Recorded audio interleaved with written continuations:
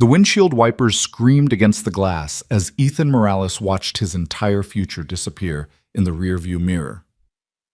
A woman in a $3,000 suit stood ankle-deep in mud beside her stranded Mercedes, and in that split second he made the choice that would cost him everything, or give him everything he never dared to dream of. This is the story of how one missed interview became the most important meeting of his life. Stay with me until the end and drop a comment about which city you're watching from. I love seeing how far these stories travel. The rain came down like bullets that October morning, each drop exploding against the cracked windshield of Ethan Morales' 1998 Ford pickup. The truck wheezed and rattled as it climbed the hill on Route 47, its worn tires fighting for grip on the slick asphalt. Ethan's knuckles were white on the steering wheel, not from the treacherous conditions, but from the weight of what this morning meant. In exactly 37 minutes, he had an interview at Hayes Global Industries, the kind of opportunity that didn't come twice for guys like him. Guys with community college degrees and resumes full of warehouse jobs. Guys raising 8-year-olds alone in apartments where the radiator clanged all night, and the landlord's eviction threats came as regularly as the mail. His phone duct-taped to the dashboard because the holder had broken months ago lit up with a reminder interview, 9:00 a.m., Hayes Global, downtown tower. He'd programmed it to alert him every 5 minutes for the past hour, paranoid that somehow he'd forget the most important appointment of his life. "You got this, Morales," he muttered to himself, practicing his handshake with one hand while steering with the other. "My name is Ethan Morales, and I'm here to That's when he saw her. The Mercedes-Benz S-Class, the kind of car that cost more than he'd made in the last 5 years combined, sat at an awkward angle on the shoulder, its rear wheels buried deep in the muddy runoff ditch that ran alongside the highway. Even through the rain-blurred windshield, he could see the woman standing beside it, her navy blue power suit already darkening with rain, her hands gesturing wildly as she screamed into her phone. Ethan's foot hovered over the brake pedal. Every instinct told him to keep driving. The digital clock on his phone showed 8:23 a.m. Downtown was still 20 minutes away in good conditions, and these were anything but good conditions. If he stopped now. But then he thought of Mrs. Chen, his elderly neighbor, who'd watched Marcus for free last Tuesday when he couldn't afford the after-school program. He thought of Tommy at the auto shop, who'd replaced his brake pads on credit when he'd been dead broke in September. He thought of all the times someone had extended a hand when he'd needed it most. "Damn it," he whispered, already knowing what he was going to do. The truck's brakes squealed as he pulled over the sound cutting through the rain's percussion. He grabbed the emergency flasher's button and killed the engine. Through his side mirror, he watched the woman pace frantically, her expensive heels sinking into the soft earth with each step. She hadn't even noticed him stop. Ethan pulled his interview suit jacket tighter. The only nice thing he owned, bought secondhand from Goodwill and tailored by Mrs. Rodriguez down the hall for the price of fixing her kitchen sink. He couldn't let it get soaked. But as he watched the woman slip and nearly fall, catching herself on the Mercedes' door handle, he shrugged it off and draped it carefully over the passenger seat. The rain hit him like 1,000 tiny fists the moment he stepped out. His white dress shirt, ironed 3 times this morning, until every crease was perfect, immediately began to cling to his skin. His dress shoes polished until they gleamed, splashed into a puddle that swallowed them to the ankles. "Ma'am," he called out, jogging toward her. "Ma'am, you need help." She spun around, and for a moment Ethan forgot about the rain. The interview, everything. She was stunning in that untouchable way that came from money and breeding, sharp cheekbones, perfectly styled auburn hair now plastered to her head, green eyes that seemed to catalog everything about him in a single sweep. But it was the desperation in those eyes that made him pick up his pace. "Oh, thank God!" She rushed toward him, nearly losing a heel in the process. "My car, I hit a puddle and lost control, and now it's stuck, and I have a board meeting in 40 minutes that could determine the future of 500 jobs, and my phone's about to die, and the tow company said they can't get here for 2 hours because of the weather. And—" "Breathe," Ethan said, holding up his hands. "Just breathe, okay. Let me take a look." He circled the Mercedes, his trained eye assessing the situation. 8 years of working in warehouses and loading docks had taught him about weight distribution, leverage, and problem-solving with limited resources. The car wasn't damaged, just stuck. The angle was bad, but not impossible. He'd pulled plenty of delivery trucks out of worse spots, though never in dress clothes, and never when his entire future was ticking away by the second. "You got chains?" he asked. "Chains?" She looked at him like he'd asked if she carried a rocket launcher in her trunk. "Never mind, I've got some in my truck. But listen, I'm going to level with you. This is going to take at least 15, maybe 20 minutes to do right. Your car's in there pretty good." 20 minutes? Her voice cracked. "I can't. This meeting?" Ethan's phone buzzed in his pocket. Another reminder. 8:27 a.m. now. If he left right now, drove like a maniac, maybe found a parking spot quickly, he might still make it. Might. "What about you?" she asked suddenly, seeming to really see him for the first time. The dress shirt, the muddy dress shoes, the way he kept glancing at his phone. "You're clearly heading somewhere important. Job interview?" he said simply, already walking back to his truck. "But you need help now." "Wait," she splashed after him. "A job interview. You're going to miss a job interview to help me." Ethan popped the rusted toolbox in his truck bed and pulled out the heavy chains, testing their strength with practiced hands. "Lady, you said 500 jobs depend on your meeting. Only one depends on mine. The math's pretty simple." He didn't tell her that the one job depending on his interview was the difference between keeping his son in their apartment or moving back to his sister's couch in Detroit.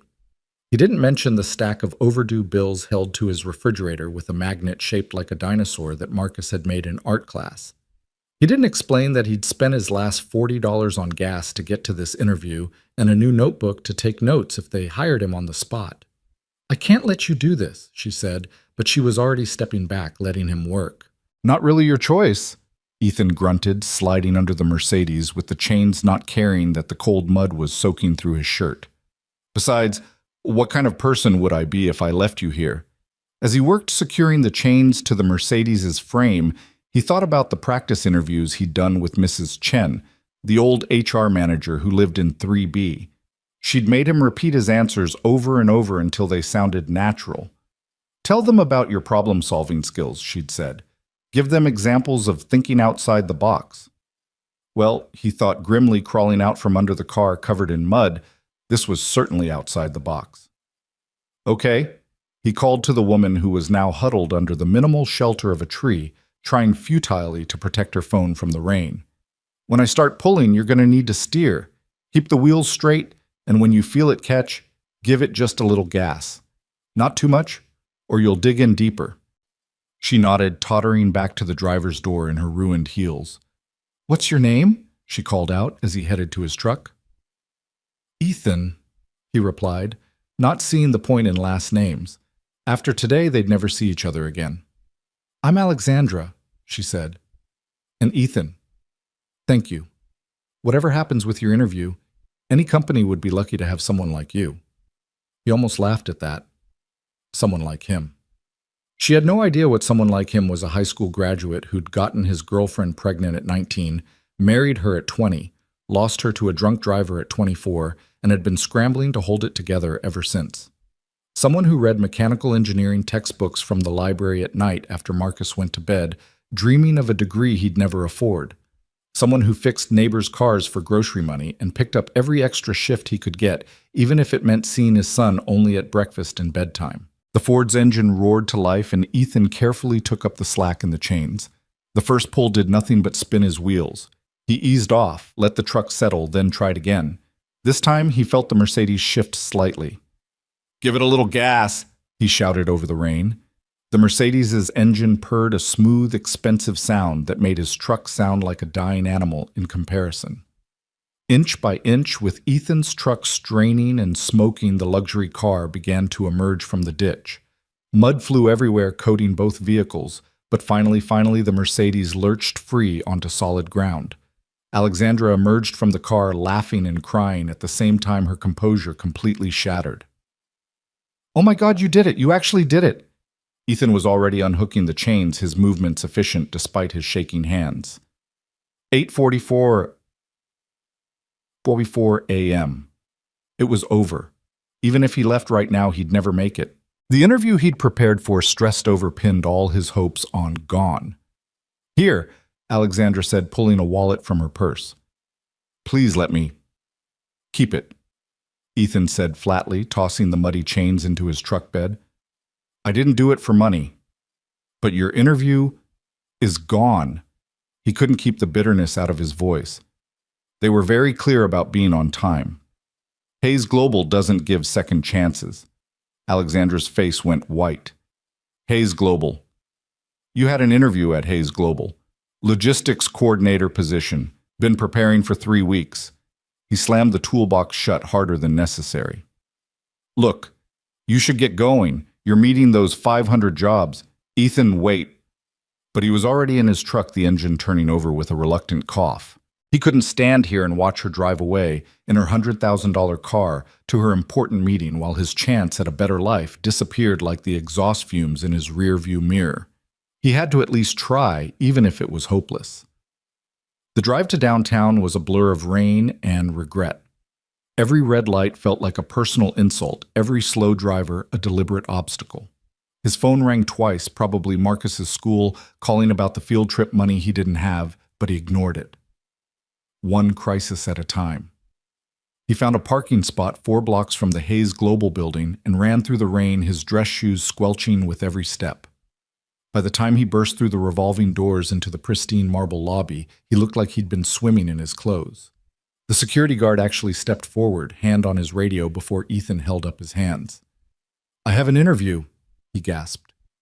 9th floor. I'm late, but... The guard's expression shifted from suspicion to pity. Buddy, you might want to... He gestured at Ethan's appearance. Ethan caught his reflection in the polished wall and almost laughed. His white shirt was transparent with rain and stained with mud. His pants were soaked through. His hair was plastered to his head, and there was actual mud on his face.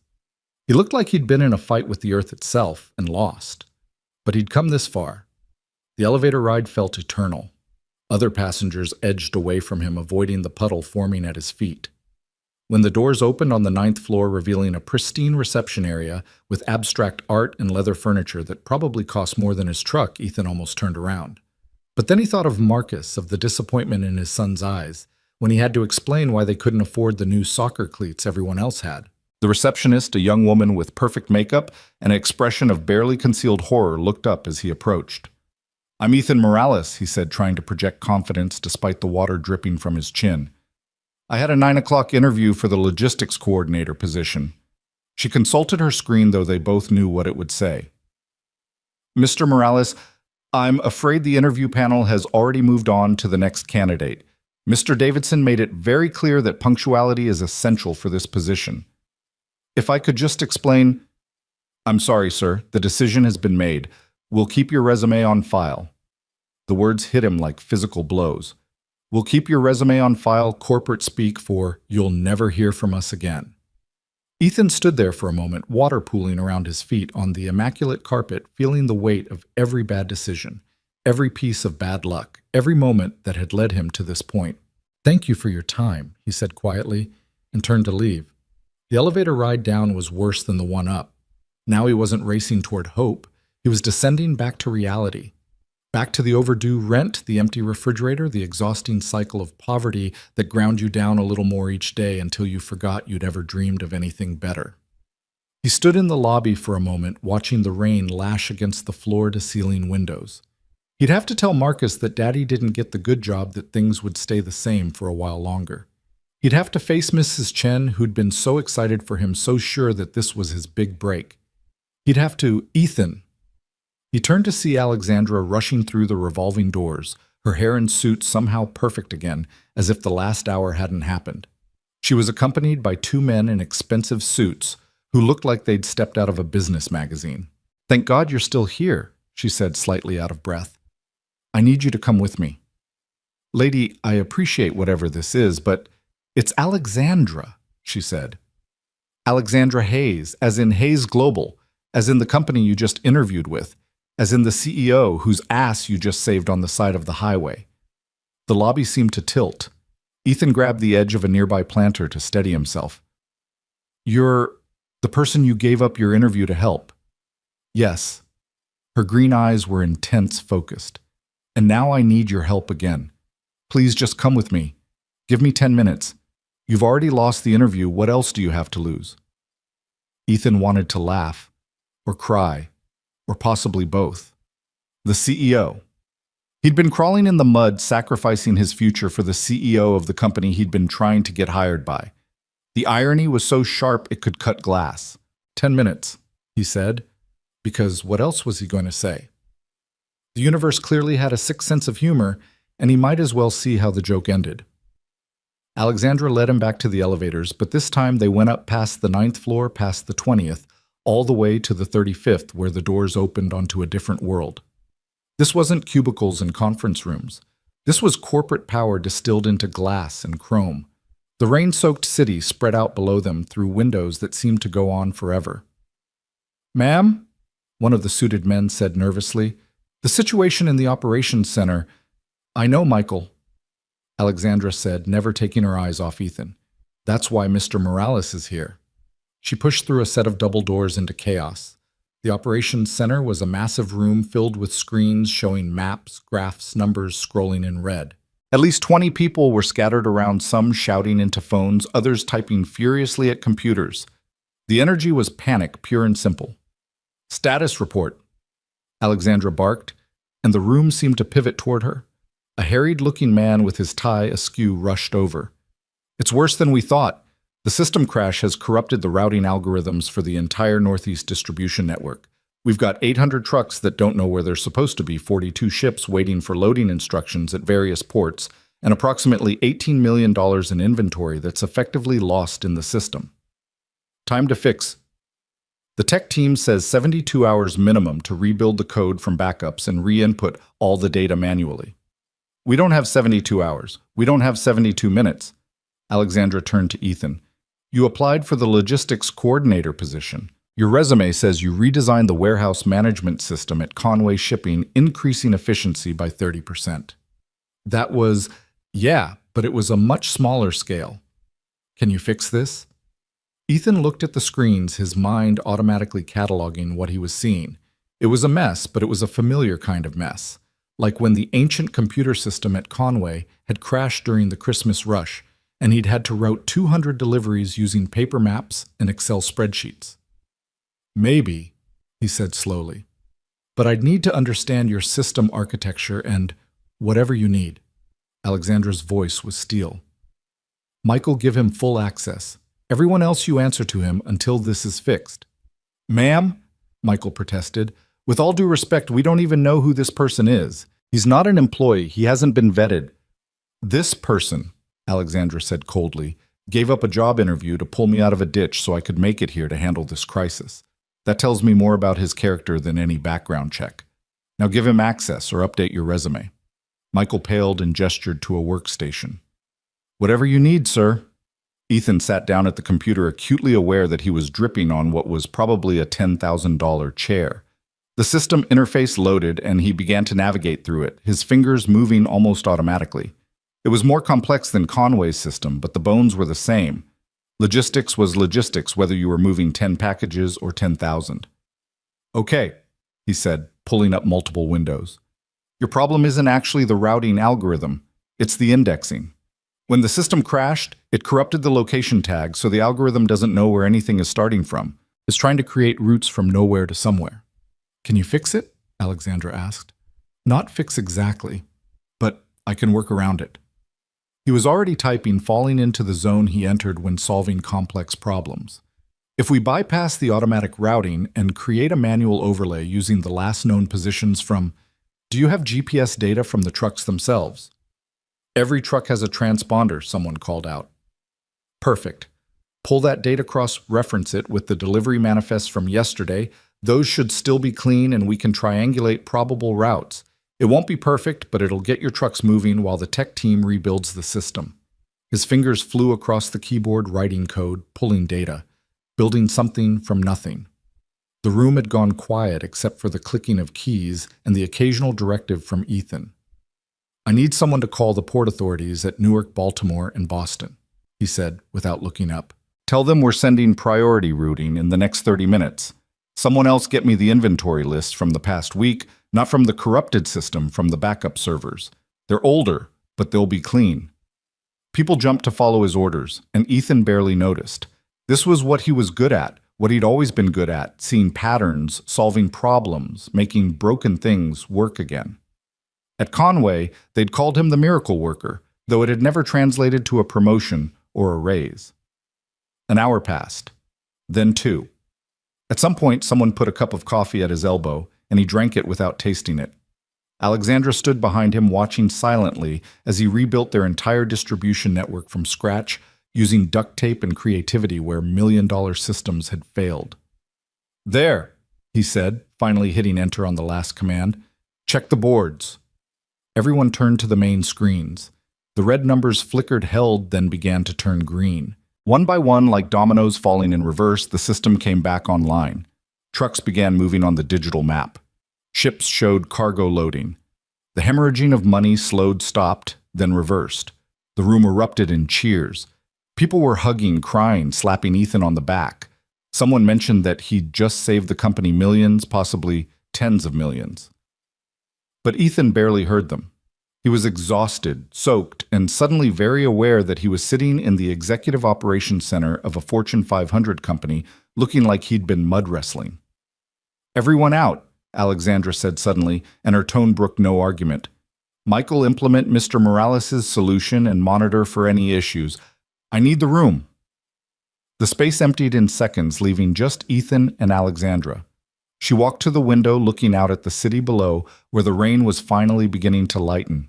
"Do you know what would have happened if I'd missed that board meeting?" she asked quietly. "You said 500 jobs. Conservative estimate. We're in the middle of a hostile takeover attempt. The board was voting on whether to accept a buyout offer from Kronos Corporation. If I hadn't been there to present the alternative strategy to show them the numbers," she turned to face him, "Kronos would have gutted this company. They'd have kept the name, the contracts, but they'd have outsourced everything. Thousands of jobs gone. Entire communities that depend on our distribution centers destroyed." "But you made it," Ethan said, "because you stopped. In the rain late for your own interview, you stopped." She walked back to him, her heels clicking on the polished floor. "Do you know what the interview was for the logistics coordinator position? Entry-level management, decent pay benefits, a chance to move up. The person we hired instead of you. He showed up on time, gave perfect answers, had an MBA from Wharton." She smiled slightly. "He wouldn't have known where to start with the crisis you just solved.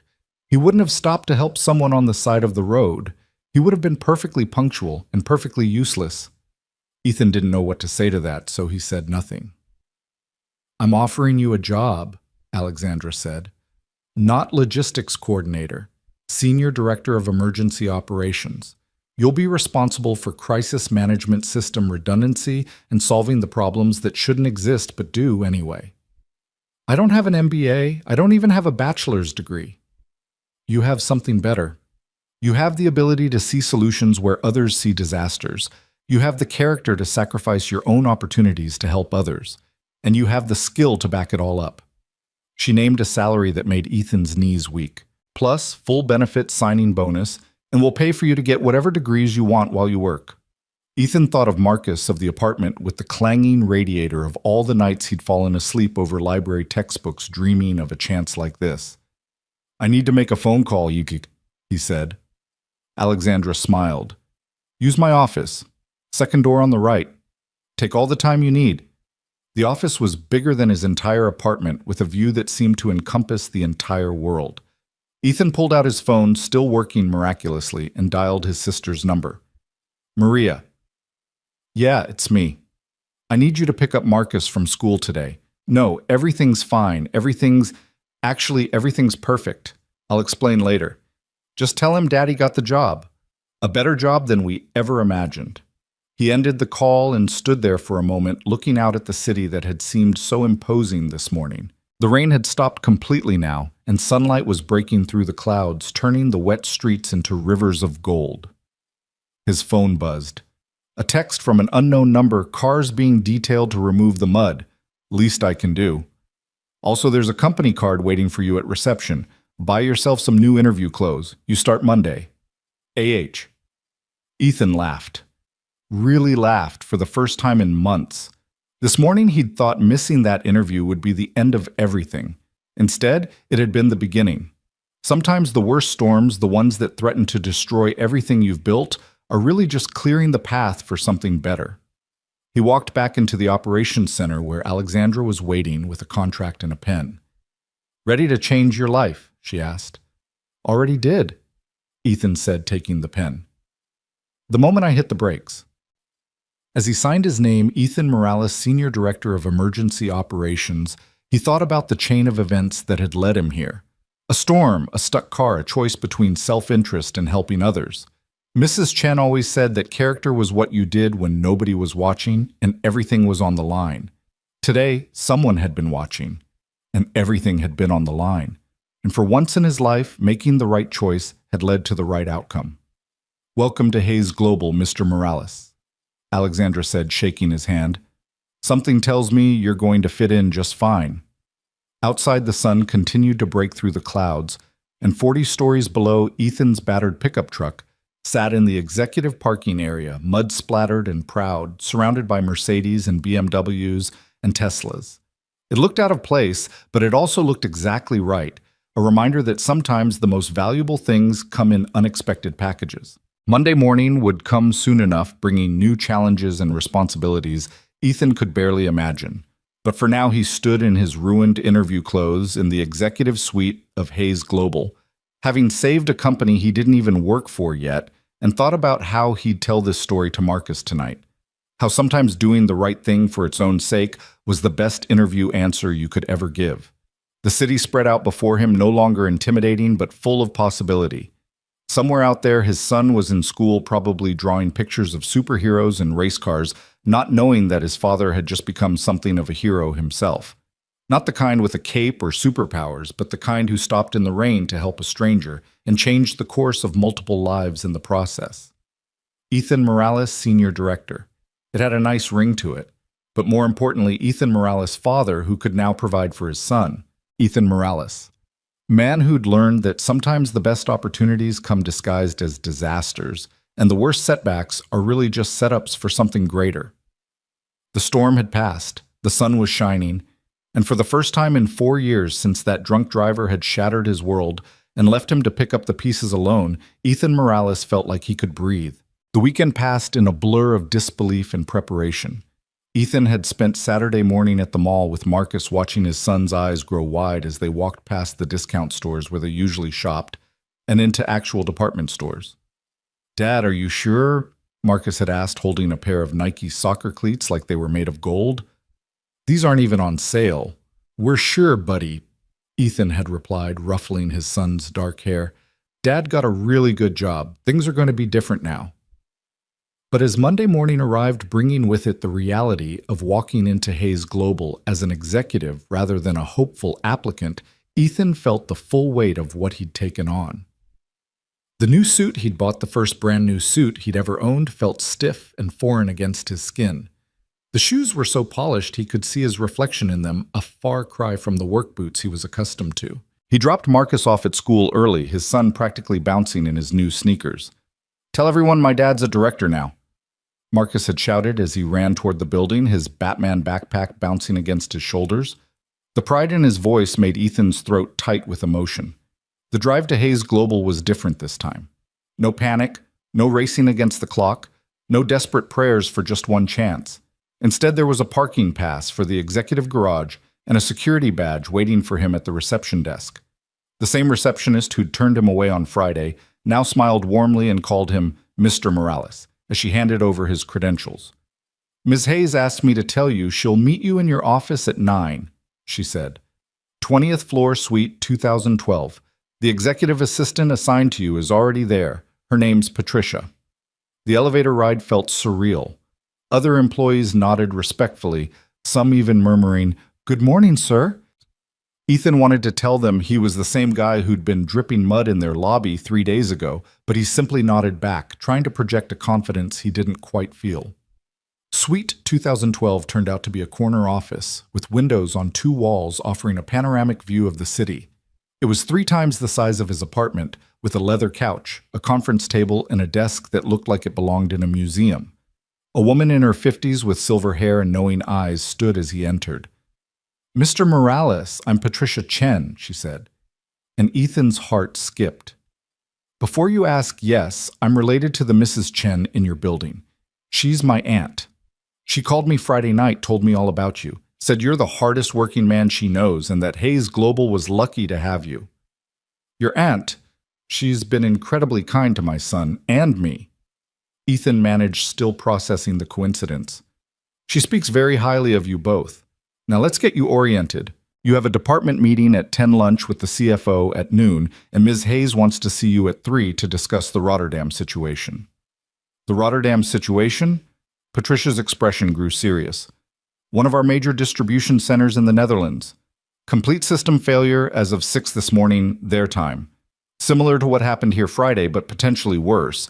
It's why Ms. Hayes expedited your start date. Before Ethan could respond, Alexandra swept into the office, her presence immediately commanding the space. Today she wore a charcoal gray suit that probably cost more than Ethan's monthly rent. His former monthly rent, he corrected himself. "Patricia, give us the room," she said, though her tone was warm. Once they were alone, she studied Ethan with those penetrating green eyes. Having second thoughts?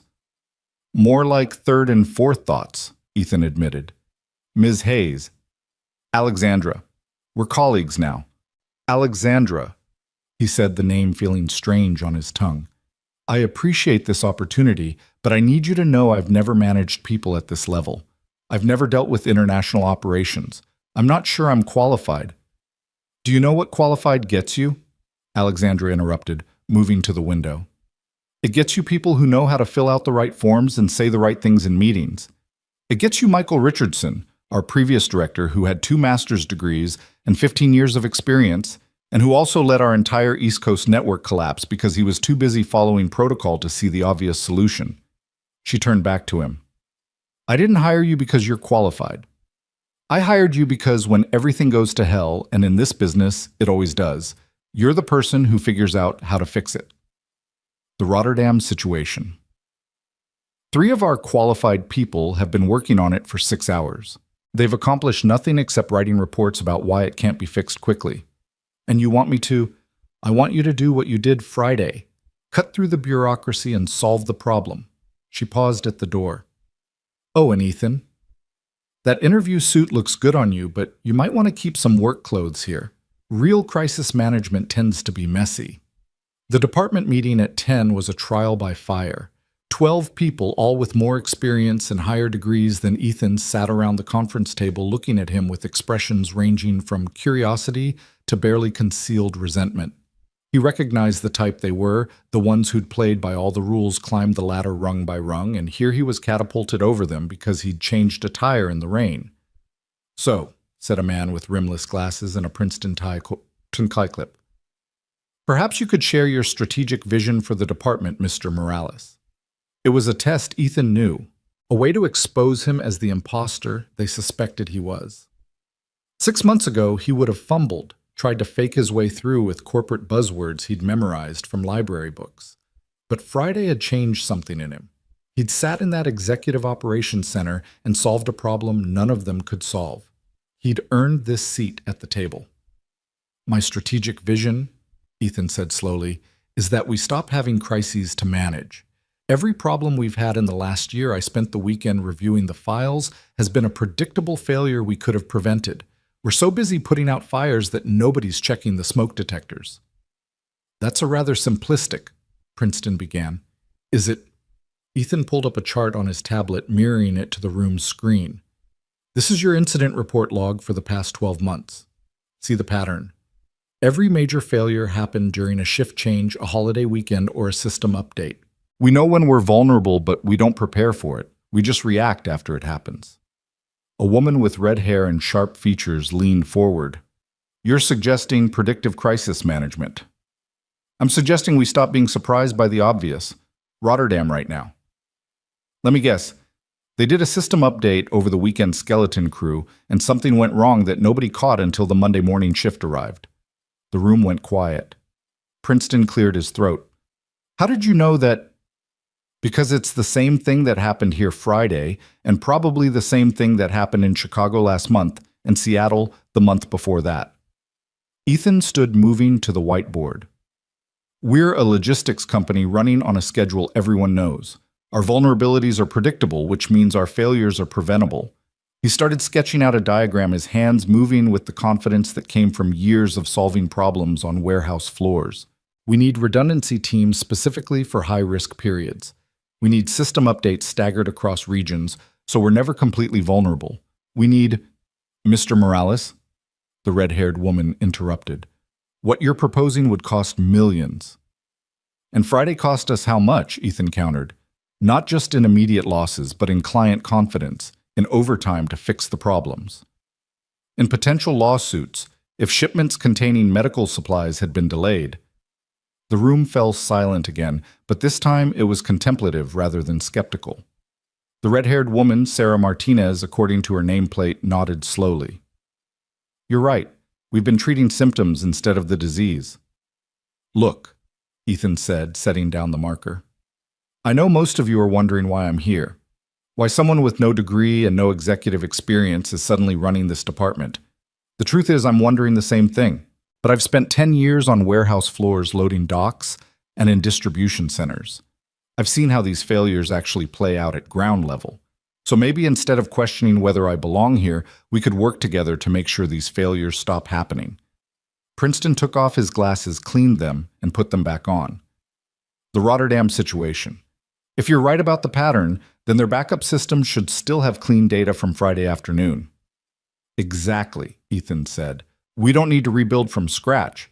We just need to bridge the gap between Friday's backup and Monday's reality. I have contacts at Rotterdam who could give us remote access, Sarah offered. If you really think you can fix this, not me, Ethan corrected. Us. I'm going to need everyone in this room if we're going to solve this before the European markets close. The shift in the room was palpable. Suddenly, they weren't looking at him as an outsider, but as someone offering a solution. Laptops opened, phones emerged, and within minutes the conference room had transformed into a war room. The Rotterdam fix took 4 hours. 4 hours of intense collaboration with Ethan, directing traffic, while his team, and somewhere in those 4 hours they'd become his team, executed the solution. Princeton turned out to be brilliant at coding workarounds. Sarah had connections throughout Europe who could implement changes on the ground. Others brought their own expertise, and Ethan orchestrated it all, like a conductor leading an orchestra through a complex symphony. When the Rotterdam distribution center came back online at 2:47 p.m., their time just minutes before the market closed, the conference room erupted in exhausted celebration. Princeton actually shook Ethan's hand, his grip firm and respectful. That was impressive, he admitted. I've never seen anyone approach a problem quite like that. That's because I've never had a team this good to work with, Ethan replied, and he meant it. These people knew things, he didn't have skills he lacked. But what he brought was the ability to see through the complexity to the simple solution underneath and the leadership to get everyone moving in the same direction. Lunch with the CFO had to be postponed. Nobody wanted to leave while Rotterdam was still in crisis, so Patricia had sandwiches brought in. Ethan found himself eating a turkey club while simultaneously coordinating with teams in 3 time zones, and it felt more natural than any formal lunch meeting would have. At 3 o'clock, Alexandra appeared in the doorway. The conference room was a mess of empty coffee cups, whiteboards covered in diagrams, and exhausted but satisfied employees. She took it all in with one sweep of her eyes, and a small smile played at the corners of her mouth. Rotterdam's fully operational, she asked. As of 17 minutes ago, Sarah reported, all shipments are moving, no data loss, and the client notifications have gone out. We're estimating minimal impact on delivery schedules. Excellent. Alexandra's gaze found Ethan. My office, please. As Ethan followed her out, he heard Princeton say to Sarah, I take back what I said this morning. He's exactly what this department needed. Alexandra's office occupied the entire northeast corner of the 35th floor. It was less an office and more a command center with multiple screens showing real-time data from Hayes' global operations worldwide. She gestured for him to sit in one of the leather chairs facing her desk. You handled that well, she said, pouring 2 cups of coffee from a service that probably cost more than Ethan's weekly grocery budget. Getting buy-in from that team isn't easy. Michael Richardson tried for 2 years and never managed it. They just needed to see that I wasn't here to make their lives harder, Ethan said, accepting the coffee. It was perfect, strong, rich, nothing like the break room coffee he was used to. Most of them are brilliant at what they do. They just needed someone to coordinate their efforts. Is that what you think your job is? Coordination?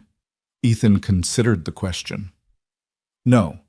My job is to make sure that when things break, and they will break, we fix them before they become disasters, and eventually to make sure they break less often.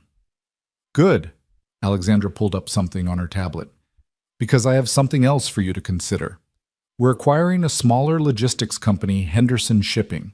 They have excellent regional networks, but terrible systems integration. The board is concerned about the merger creating vulnerabilities. When's the acquisition scheduled? 6 weeks. Ethan whistled low. That's not much time for integration. Which is why I want you leading the transition team. It'll mean traveling to their facilities, working with their people, and essentially rebuilding their entire operational framework to mesh with ours. Alexandra, I've been here exactly 1 day. And in that day, you've solved 2 major crises and gotten the most stubborn department in the company to follow your lead. She leaned back in her chair. I know it's a lot to ask. It would mean long hours time away from your son. I wouldn't blame you if you wanted to settle in first, take things slowly. Ethan thought about Marcus, about the promises he'd made to spend more time with him now that things were better. But he also thought about proving himself, about securing their future, about showing everyone, including himself, that he deserved this chance. Can I bring my son with me sometimes, when the travel is on weekends? Alexandra's expression softened. Ethan, you're an executive now. You set your own schedule within reason. If you need to bring your son, bring him. If you need to work from home some days, do it. I hired you for your ability to solve problems, not to warm a chair for a set number of hours. Then yes, I'll lead the transition team. Excellent. Patricia will have the files sent to your office. Oh, and Ethan. She pulled out a black credit card and slid it across the desk. Corporate card. For travel client dinners and anything else you need for the job. Don't be shy about using it. It's a tool, not a perk. The weight of the card in his hand felt significant, like holding a key to a door he'd never thought he'd be allowed to open. Thank you for all of this. For taking a chance on... Stop, Alexandra interrupted. I'm not taking a chance. I'm making a strategic decision based on demonstrated performance. You saved this company millions of dollars before you even officially worked here. You've proven yourself. Now stop being grateful and start being the executive I hired you to be.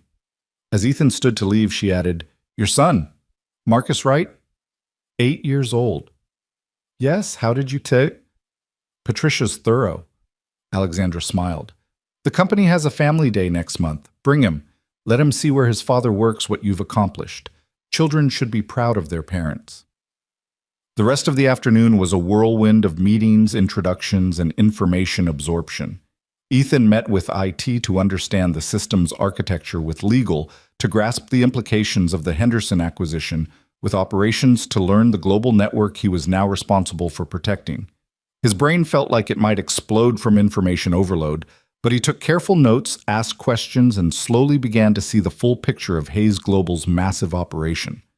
By 6 o'clock, the office had begun to empty, but Ethan remained at his desk studying the Henderson files. Their system was a mess, outdated software, no standardization across facilities, and critical vulnerabilities that made Friday's crisis look minor by comparison. It would take a miracle to integrate them smoothly in 6 weeks. You planning to sleep here? He looked up to find Sarah Martinez in his doorway, her jacket over her arm. Just trying to understand what we're up against with Henderson, he said, rubbing his eyes. Word of advice. She came in and perched on the edge of his desk, a familiarity that suggested acceptance.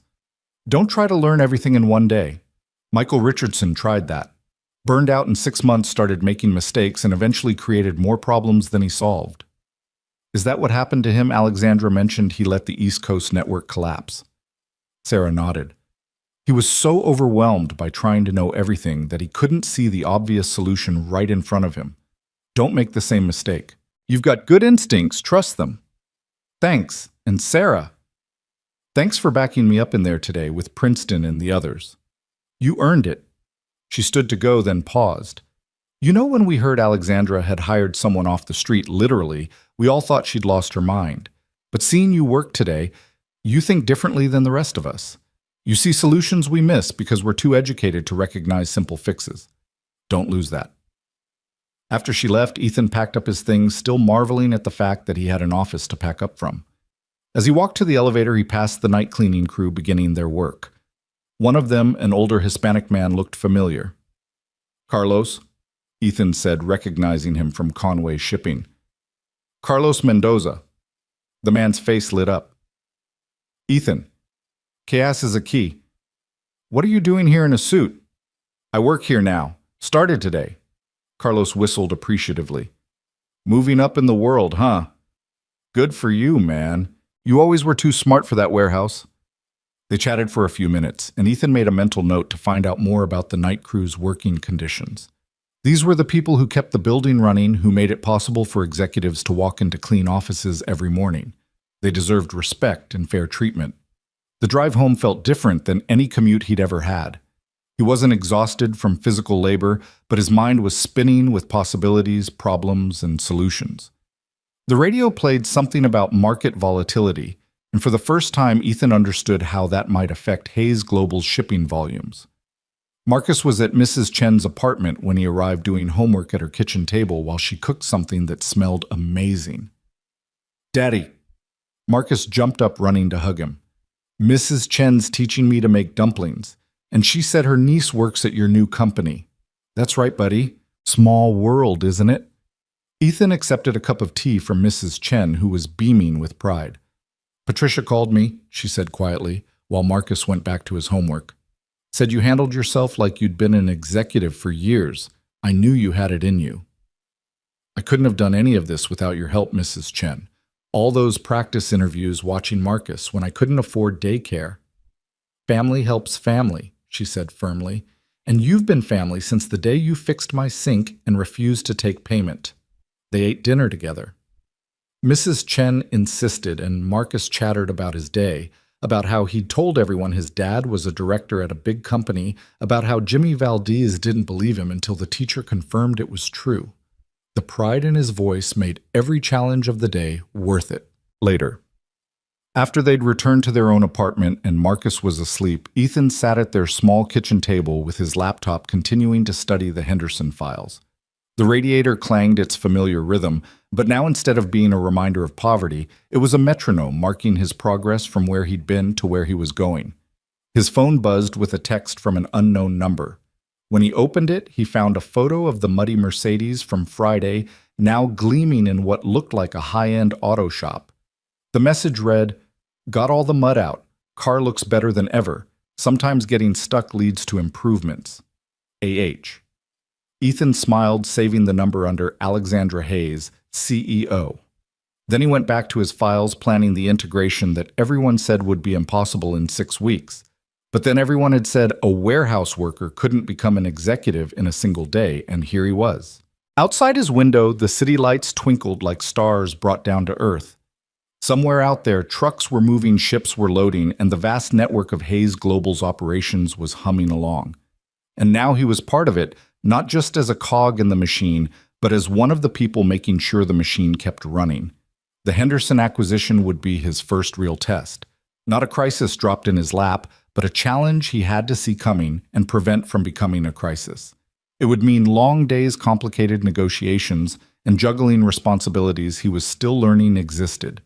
But sitting there in his small apartment with his son sleeping safely in the next room and a future that finally looked bright, Ethan felt ready for all of it. He pulled up a new document and began typing Henderson Integration Strategy, Draft 1. At the top, he wrote a simple mission statement: transition without disruption, integration without chaos, success without sacrifice. It was ambitious, maybe impossible, but then Ethan Morales had built his new life on achieving the impossible. One muddy Mercedes, one stopped interview, one moment of choosing others over himself had changed everything. Now it was time to prove that Alexandra's faith in him and his faith in himself wasn't misplaced. The radiator clanged again, and Ethan smiled. By next month, they'd be in a better apartment, one with proper heating and windows that didn't leak. But he'd missed this sound, this reminder of where he'd come from and how far he'd traveled.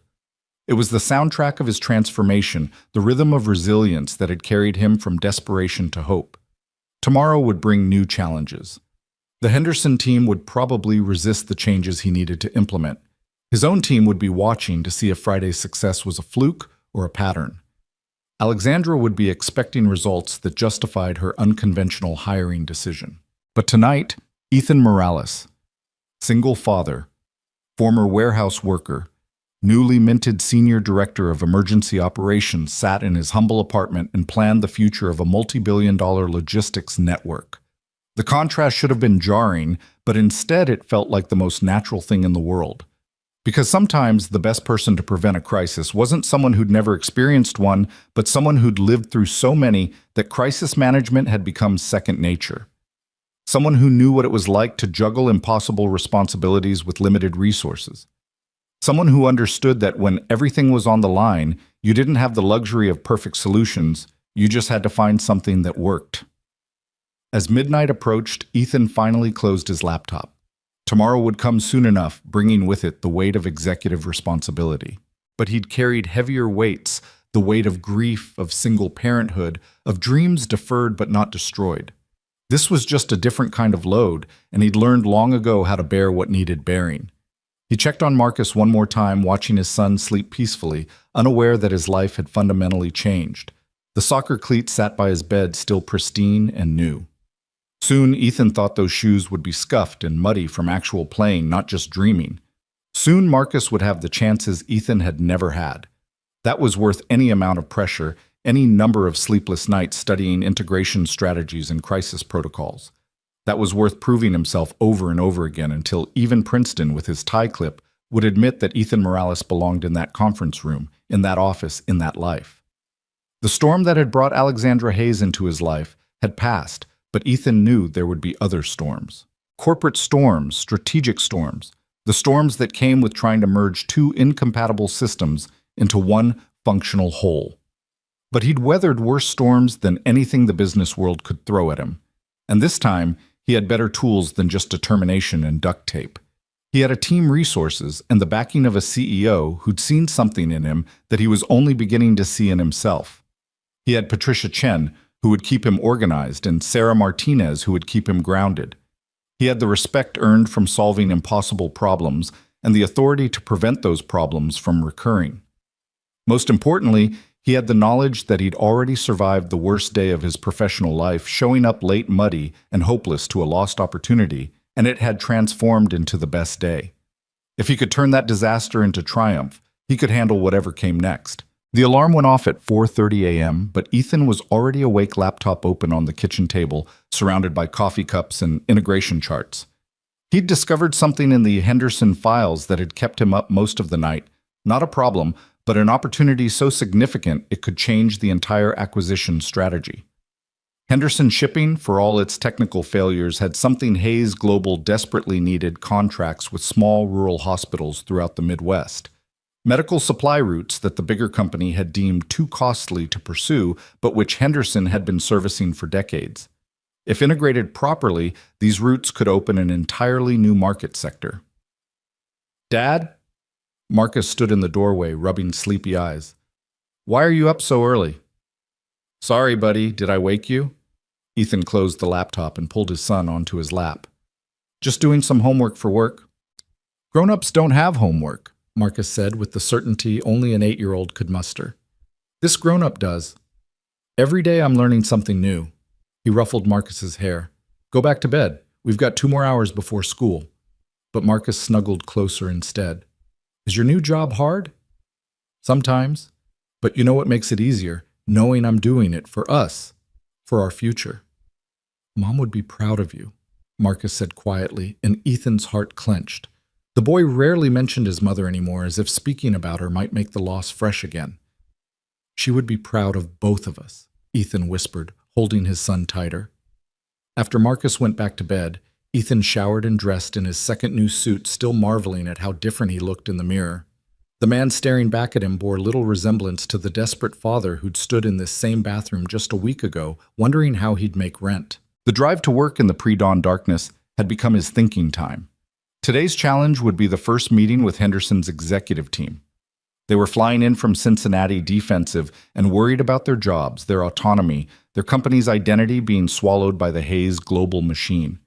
Ethan had seen it before on a smaller scale, the fear that came with change, the resistance that could sabotage even the best-intentioned integration. He arrived at the office before 6, finding only the night security and cleaning crews still there. Carlos was emptying trash bins in the executive conference room. "Morning, Carlos," Ethan said, setting down his briefcase. "How's your daughter? Still at community college?" Carlos looked surprised that anyone, let alone an executive, remembered their previous conversations. "She's good, Mr. Morales. Actually, she just switched her major to logistics management. Says it's a growing field." "It is. Tell you what, of her, send me her resume. We have a summer internship program, and I'd be happy to put in a word." The older man's eyes welled with tears. "You do that? Carlos, you work hard. You deserve to have doors open for your family. Email me her information." Ethan pulled out a business card, still feeling slightly surreal about having them. "My direct email's on there." By 7, the office was beginning to fill. Patricia arrived with his schedule and a warning: "The Henderson team isn't happy. Their CEO, Richard Henderson, specifically requested that Alexandra handle this meeting personally. He sees being handed off to you as an insult." He's probably right to be insulted," Ethan said, reviewing the files one more time. "His company's being absorbed by a competitor, and instead of the CEO, he gets the new guy who nobody's heard of. I'd be angry too." "So, how are you going to handle it?" Ethan thought about all the times he'd been dismissed, overlooked, judged before being given a chance to prove himself. By showing him something he doesn't expect. The Henderson team arrived at 9 sharp 5 executives in identical Navy suits, moving like a defensive unit with Richard Henderson at the center. Henderson himself was in his 60s, silver-haired and stern-faced, with the bearing of someone who'd built his company from nothing and was watching it slip away. The Hayes Global team assembled in the main conference room: Ethan, Sarah Princeton, and 3 others from various departments. Alexandra made a brief appearance to welcome everyone, then departed with a meaningful look at Ethan that said, "This is your show." "Gentlemen, lady," Henderson began before Ethan could speak, nodding to his one female executive. "Let me be clear. We're here because we have no choice. The board voted to accept your offer. But I'll be damned if I'll let you destroy what we've built over 40 years. "Good," Ethan said, and the room went silent. "That's exactly the attitude I want." Henderson blinked. "Excuse me. Mr. Henderson, I've spent the last 72 hours studying your company. You've built something remarkable. Roots nobody else would take, relationships with communities everyone else ignored, loyalty from drivers who've been with you for decades. I'm not here to destroy that. I'm here to make sure we don't." Ethan pulled up a presentation on the screen, but instead of the corporate PowerPoint, everyone expected it was a hand-drawn map, the kind Ethan used to sketch on warehouse walls. "This is your network," he said, pointing to the sprawling web of routes. "And this is ours." A second map appeared. "Look at the overlap, or rather, look at the lack of overlap. You go where we don't. You serve people we can't reach. You know what that makes you." "A redundancy," Henderson's CFO said bitterly. "Essential," Ethan corrected. "You're not being absorbed because you're failing. You're being integrated because you have something we need access to, markets we've been trying to crack for years." He clicked to the next slide, the rural hospital contracts he'd discovered during his late-night research. "These medical supply routes, you're barely breaking even on them, right?" Henderson nodded slowly. "It's a service we provide to the communities. My father started the company in one of those towns. We don't abandon our roots. And Hayes Global has the infrastructure to make those routes profitable without cutting service. Our volume discounts your relationships. We can maintain your commitment to those communities while actually making money doing it." "You're talking about keeping our roots intact." Henderson's operations director leaned forward. "I'm talking about expanding them. With Hayes Global's resources and your ground knowledge, we could have medical supply coverage for every rural hospital in the Midwest within 18 months. The room's energy shifted. Ethan could feel it the moment when defensiveness began to crack and curiosity crept in. "What about our people?" Henderson asked. "I've got drivers who've been with me 20 years, dispatchers who know every back road in Ohio. They're not just employees, they're family." This was the crucial moment. Ethan had anticipated this question, had thought about it while watching Marcus sleep, remembering his own fear of being expendable. Mr. Henderson, last Friday, I was unemployed. A single father with no degree, no connections, and no prospects. I got this job because I stopped to help someone in the rain, even though it cost me an interview. Alexandra Hayes hired me, not despite that choice, but because of it. She understood that the best business decisions aren't always about the bottom line, they're about people. He stood moving to the window that overlooked the city. Your drivers know things our algorithms never will. Which roads flood in spring, which hospitals have loading dock issues, which dispatchers at which facilities are helpful versus obstructive. That knowledge is invaluable. We'd be idiots to lose it. So you're saying no layoffs? Henderson's HR director asked. I'm saying we evaluate based on performance and need not on which logo is on the paycheck. Some redundancies are inevitable when you merge two companies, but anyone who's doing their job well and wants to stay will have a place. That's not just my promise, that's Alexandra Hayes' direct instruction. Princeton cleared his throat. Ethan, the integration timeline will be challenging, Ethan finished, which is why I'm proposing something unconventional. Instead of us imposing our systems on Henderson, we run parallel operations for the first month, learn from each other, find out what works best from both companies before we integrate. That would be expensive, Sarah pointed out, though her tone suggested she wasn't entirely opposed. Not as expensive as a failed integration, not as expensive as losing 40 years of community relationships and driver knowledge. Ethan turned back to Henderson. I'm not asking you to trust me. I'm asking you to work with me. Show us what you do better than anyone else, and we'll give you the resources to do it even better. Henderson was quiet for a long moment, studying Ethan with eyes that had seen plenty of corporate promises broken. You said you were unemployed last Friday. What were you before that? Warehouse supervisor at Conway Shipping. Before that, loading dock at Peterson Freight. Before that, anywhere that would hire a 24-year-old widower with a baby and a high school diploma. You came up from the floor, Henderson said, and it wasn't a question. Every rung of the ladder. I've driven trucks loaded cargo, dealt with angry customers at 3 a.m. I know what it's like to have some executive who's never done the job tell you how to do it better. Henderson's weathered face cracked into the first smile since he'd arrived. 30 years ago I was driving one of my own trucks, got stuck in a snowstorm outside of Indianapolis, thought I was going to lose my whole load of medical supplies. Another driver stopped, helped me get unstuck, followed me to make sure I made my delivery. That driver worked for Hayes Global. The room went still. I never forgot that, Henderson continued. When Hayes made their first acquisition offer 5 years ago, I said no, partly because I remembered that driver, and I couldn't believe the same company that employed him would honor what we'd built. But maybe I was wrong about that. The rest of the meeting transformed from negotiation to collaboration. Henderson's team began sharing their challenges, outdated software maintenance costs on an aging fleet, difficulty competing with larger companies for contracts. Ethan's team responded with solutions, resources, possibilities. By lunch, they'd sketched out a preliminary integration plan that preserved Henderson's core identity while leveraging Hayes Global's infrastructure.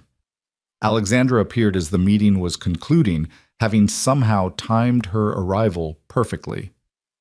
Mr. Henderson, I trust Ethan has addressed your concerns. He has, Henderson said, shaking Ethan's hand with a grip that spoke of years of manual labor. You've got a good man here, Ms. Hayes. Don't let the suits ruin him. I have no intention of that, Alexandra replied. In fact, I'm hoping he ruins a few suits himself. The corporate world could use more people who understand what actually happens on the ground. After the Henderson team left for their hotel, Alexandra asked Ethan to walk with her. They ended up on the building's roof garden, 35 floors above the city, where the October wind carried hints of winter.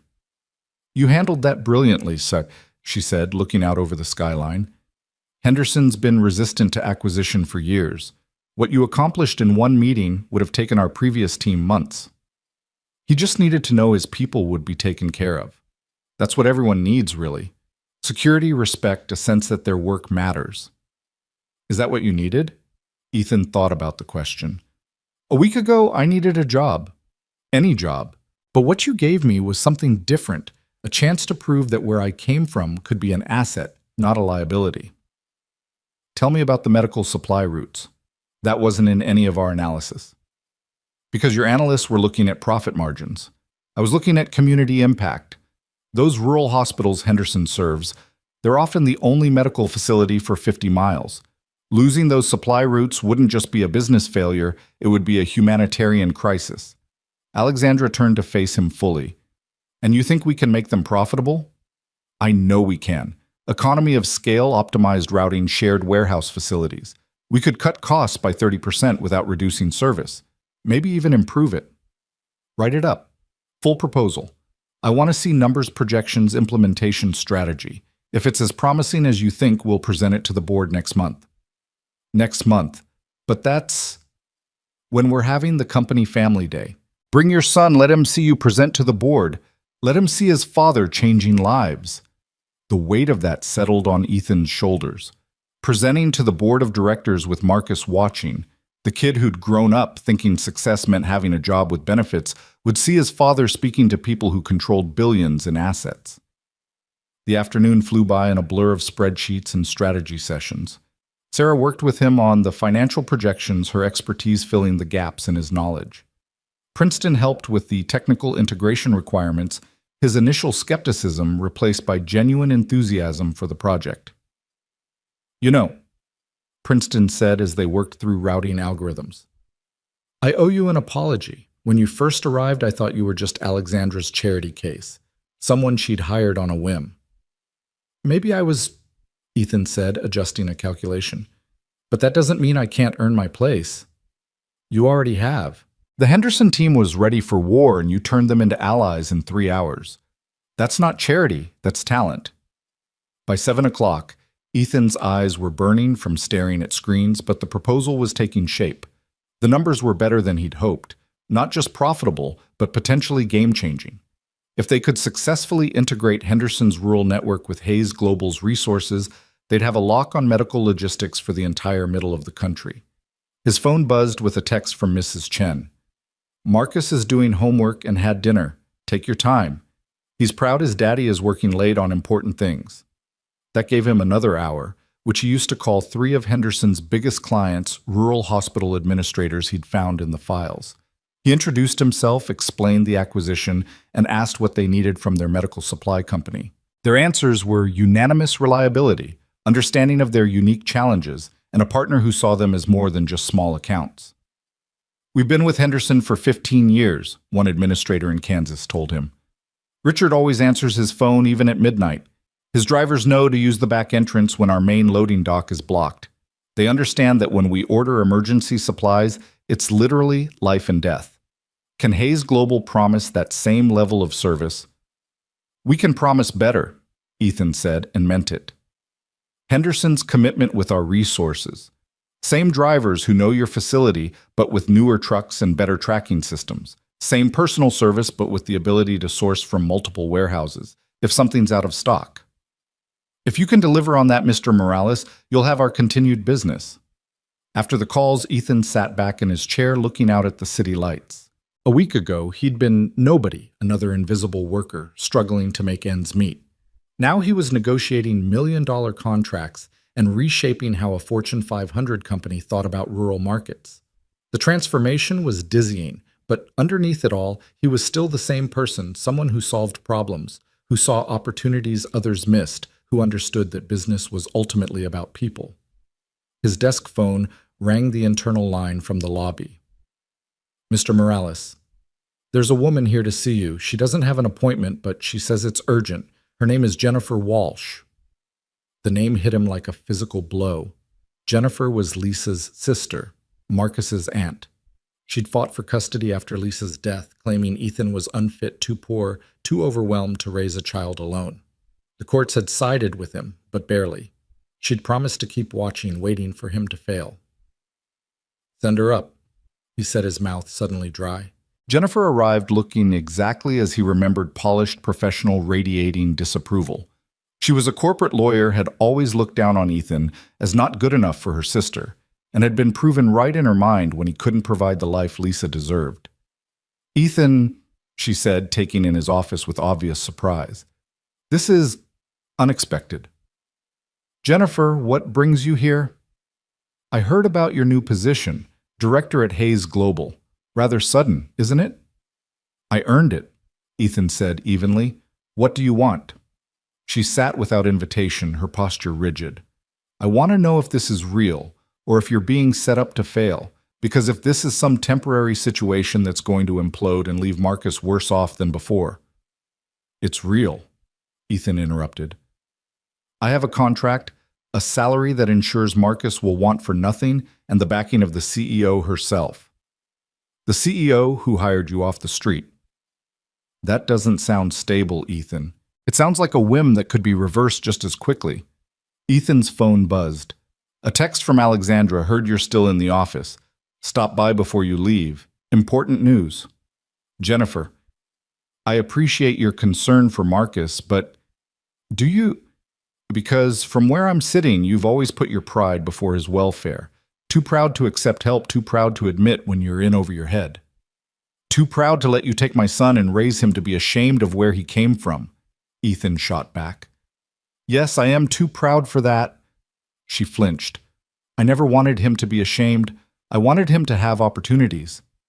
He has them now, real ones, not just material things, but the chance to see his father succeed through hard work and integrity. That's worth more than any trust fund. Jennifer stood to leave, then paused. Lisa would have been proud of you, you know. She always said you could be more than you believed. I worry. This seems too good to be true. Sometimes good things happen, Ethan said softly. Sometimes stopping to help someone in the rain changes everything. After she left, Ethan made his way to Alexandra's office, still shaken from the encounter. Alexandra was standing at her window, phone to her ear, but she waved him in.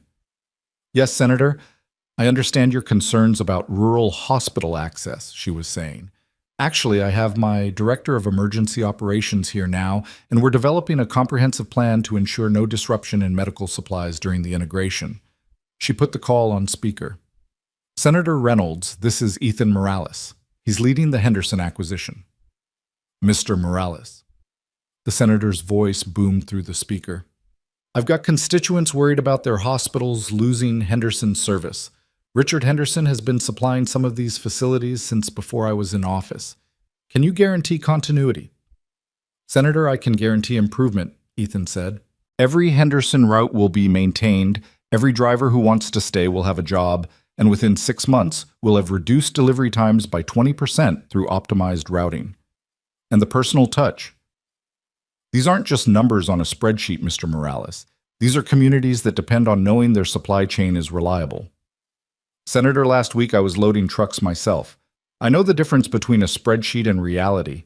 Henderson's people know things our computers never will, and we're keeping that knowledge. We're just giving them better tools to use it. There was a pause, then the senator chuckled. You sound different from the usual corporate types, Mr. Morales. Alexandra, where'd you find this one? On the side of a highway in a rainstorm, Alexandra said, smiling at Ethan. The best hiring decision I've ever made. After the call ended, Alexandra poured 2 glasses of what looked like very expensive scotch. The senator's support is crucial for the acquisition. You just secured it. I just told the truth, which is surprisingly rare in these circles. She handed him a glass. Your ex-sister-in-law was here. How did you... Building security alerts me to any unusual visitors for my executives. Jennifer Walsh has a reputation as a fierce custody attorney. Should I be concerned? Ethan took a sip of the scotch, which burned pleasantly. She's always thought I wasn't good enough for Marcus. For years, she was right. Now, I don't know. Maybe she's worried I'll screw this up. Will you? Everyone keeps asking me that in different ways. You, Jennifer, even I ask myself.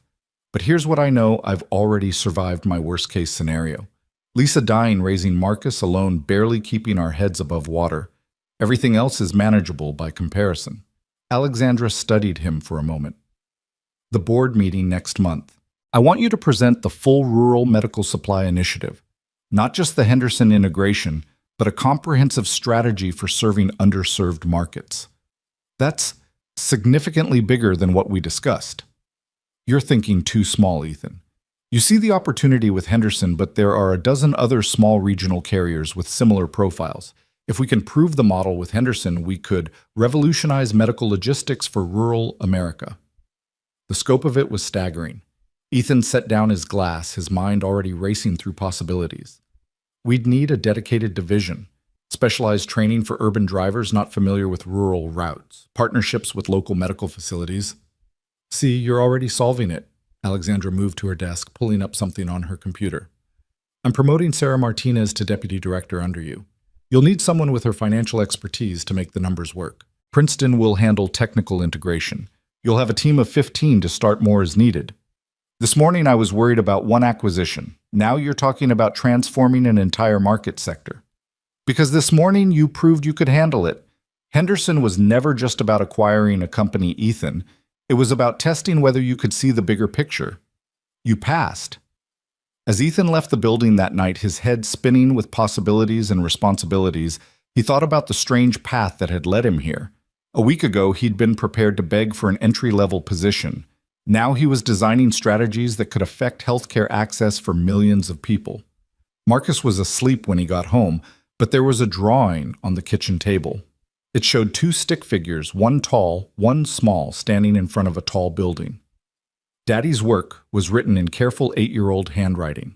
At the bottom, Marcus had added, "My dad is a hero." Ethan sat at the table staring at the drawing, and for the first time since Lisa's death, he felt like maybe, just maybe, he was becoming the man she'd always believed he could be. Not just surviving, but thriving.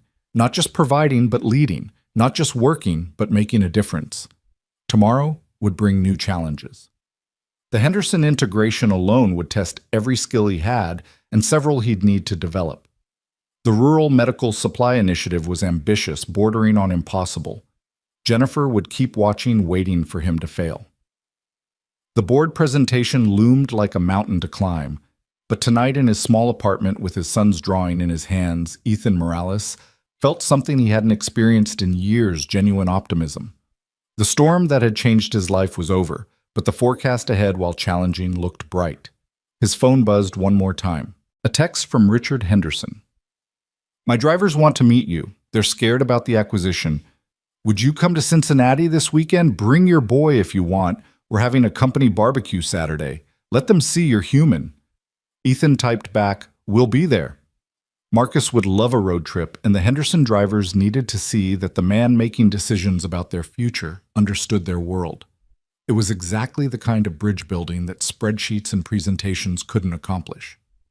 As he got ready for bed, Ethan thought about his father, who'd worked construction until his back gave out, who'd never missed a day until the day he couldn't get up anymore. His father had taught him that work was dignity, that providing for your family was the most important thing a man could do. But now Ethan was learning something his father never had the chance to discover, that sometimes work could be more than survival. Sometimes it could be transformation, not just of your own life, but of others. Sometimes the right person in the right place at the right moment could change everything. The radiator clanged its nightly symphony, but Ethan barely heard it. He was already thinking about Saturday, about standing in front of Henderson's drivers and showing them that their futures were safe in his hands. He thought about the board presentation, about looking those executives in the eye and making them see that profit and purpose didn't have to be mutually exclusive. Most of all, he thought about Marcus, watching him present, seeing his father not as the struggling single parent who could barely make rent, but as someone who stood confidently in front of powerful people and spoke about changing lives. That was worth every late night, every challenge, every moment of imposter syndrome that still occasionally crept in. Because success wasn't just about climbing the corporate ladder, it was about pulling others up with you. And Ethan Morales, who'd stopped to pull a stranger's Mercedes out of the mud, understood that better than most. The drive to Cincinnati began at dawn on Saturday. Marcus, bouncing excitedly in the passenger seat of their rented SUV, Ethan's truck wasn't reliable enough for the 3-hour journey, and the company car felt too formal for a barbecue. The boy had packed his soccer ball, his Nintendo Switch, and approximately half his wardrobe, unable to decide what to wear to meet Dad's new work people. "Are they going to be wearing suits?" Marcus asked for the 10th time as they merged onto I-75. "No, buddy. It's a barbecue. They're truck drivers and warehouse workers, people like Dad used to work with. Regular clothes are fine." But you're their boss now, right? Not exactly. It's complicated. I'm helping make sure they still have jobs when our companies become one company. Marcus considered this with 8-year-old seriousness. So you're like a superhero who saves jobs instead of people. Something like that, Ethan said, though the weight of that responsibility sat heavy on his shoulders. The Henderson facility was in an industrial district outside Cincinnati, a sprawling complex of warehouses and truck bays that had grown organically over 40 years. As they pulled into the parking lot, Ethan saw dozens of big rigs lined up like sleeping giants, American flags and family photos visible in their windshields. The barbecue was already in full swing in a field behind the main warehouse. Picnic tables covered with checkered tablecloths, kids running everywhere, the smell of burgers and hot dogs mixing with diesel fumes and autumn air. It was achingly familiar, like every company picnic Conway Shipping had ever thrown, right down to the cornhole games and the classic rock playing from someone's truck speakers.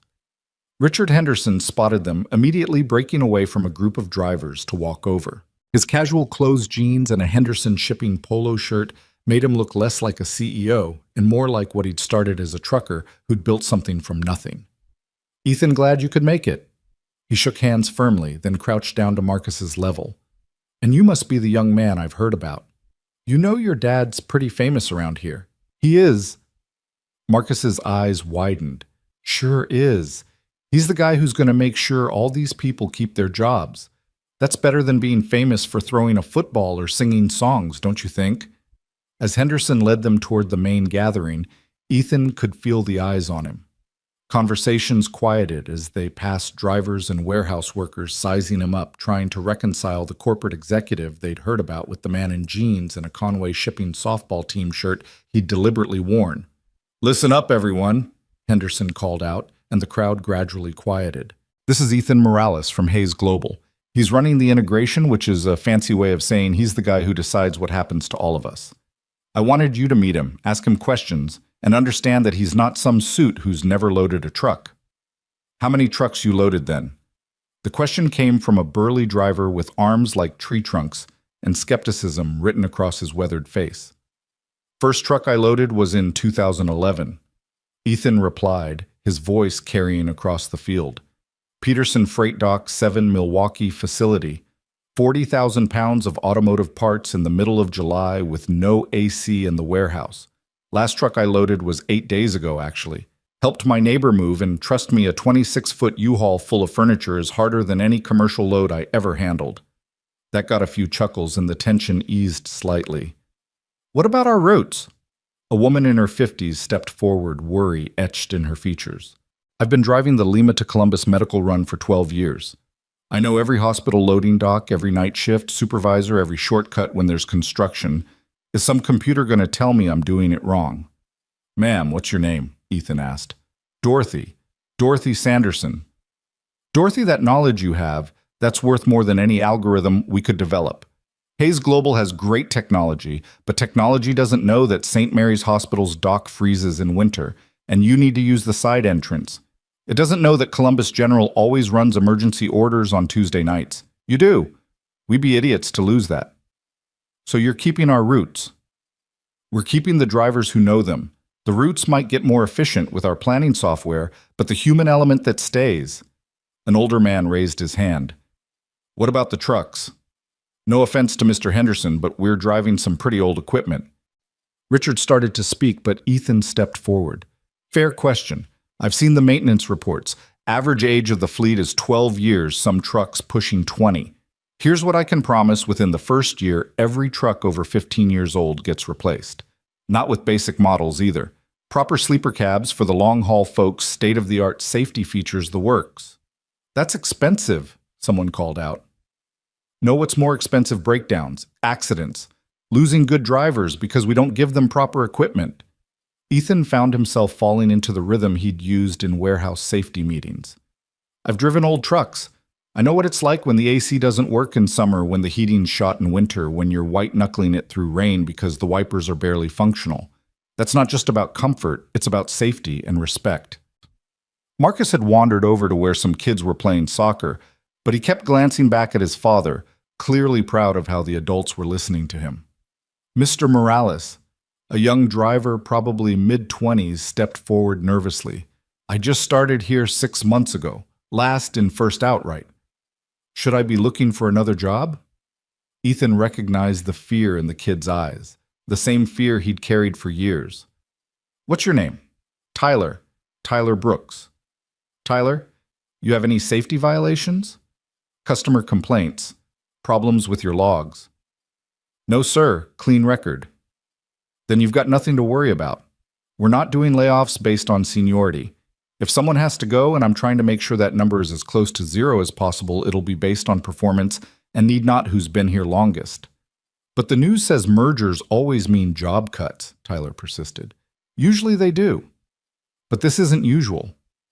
Henderson has routes and contracts we need. You have knowledge we need. Cutting jobs would be like buying a car and then throwing away the engine. Dorothy spoke up again. You talk a good game, Mr. Morales, but we've heard promises before. What makes you different? Ethan thought about how to answer, then decided on complete honesty. 8 days ago, I was unemployed. Single father, overdue rent, had to choose between gas money and groceries.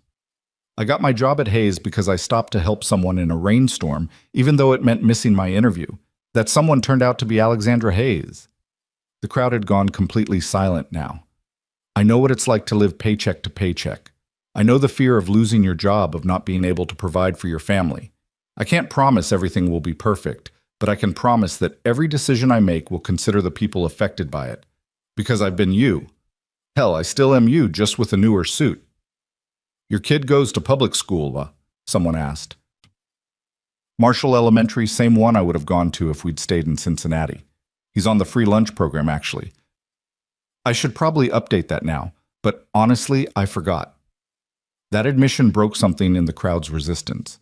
These were people who understood forgetting to update paperwork, who knew what free lunch programs meant, who recognized one of their own, even if he was wearing a different uniform now. The questions continued for another hour, ranging from technical concerns about system integration to worries about health insurance changes. Ethan answered them all, sometimes admitting he didn't have all the answers yet, but promising to find them. Marcus had joined the soccer game fully, now showing off the moves he'd learned at the YMCA, and Ethan felt a profound sense of rightness about the whole scene.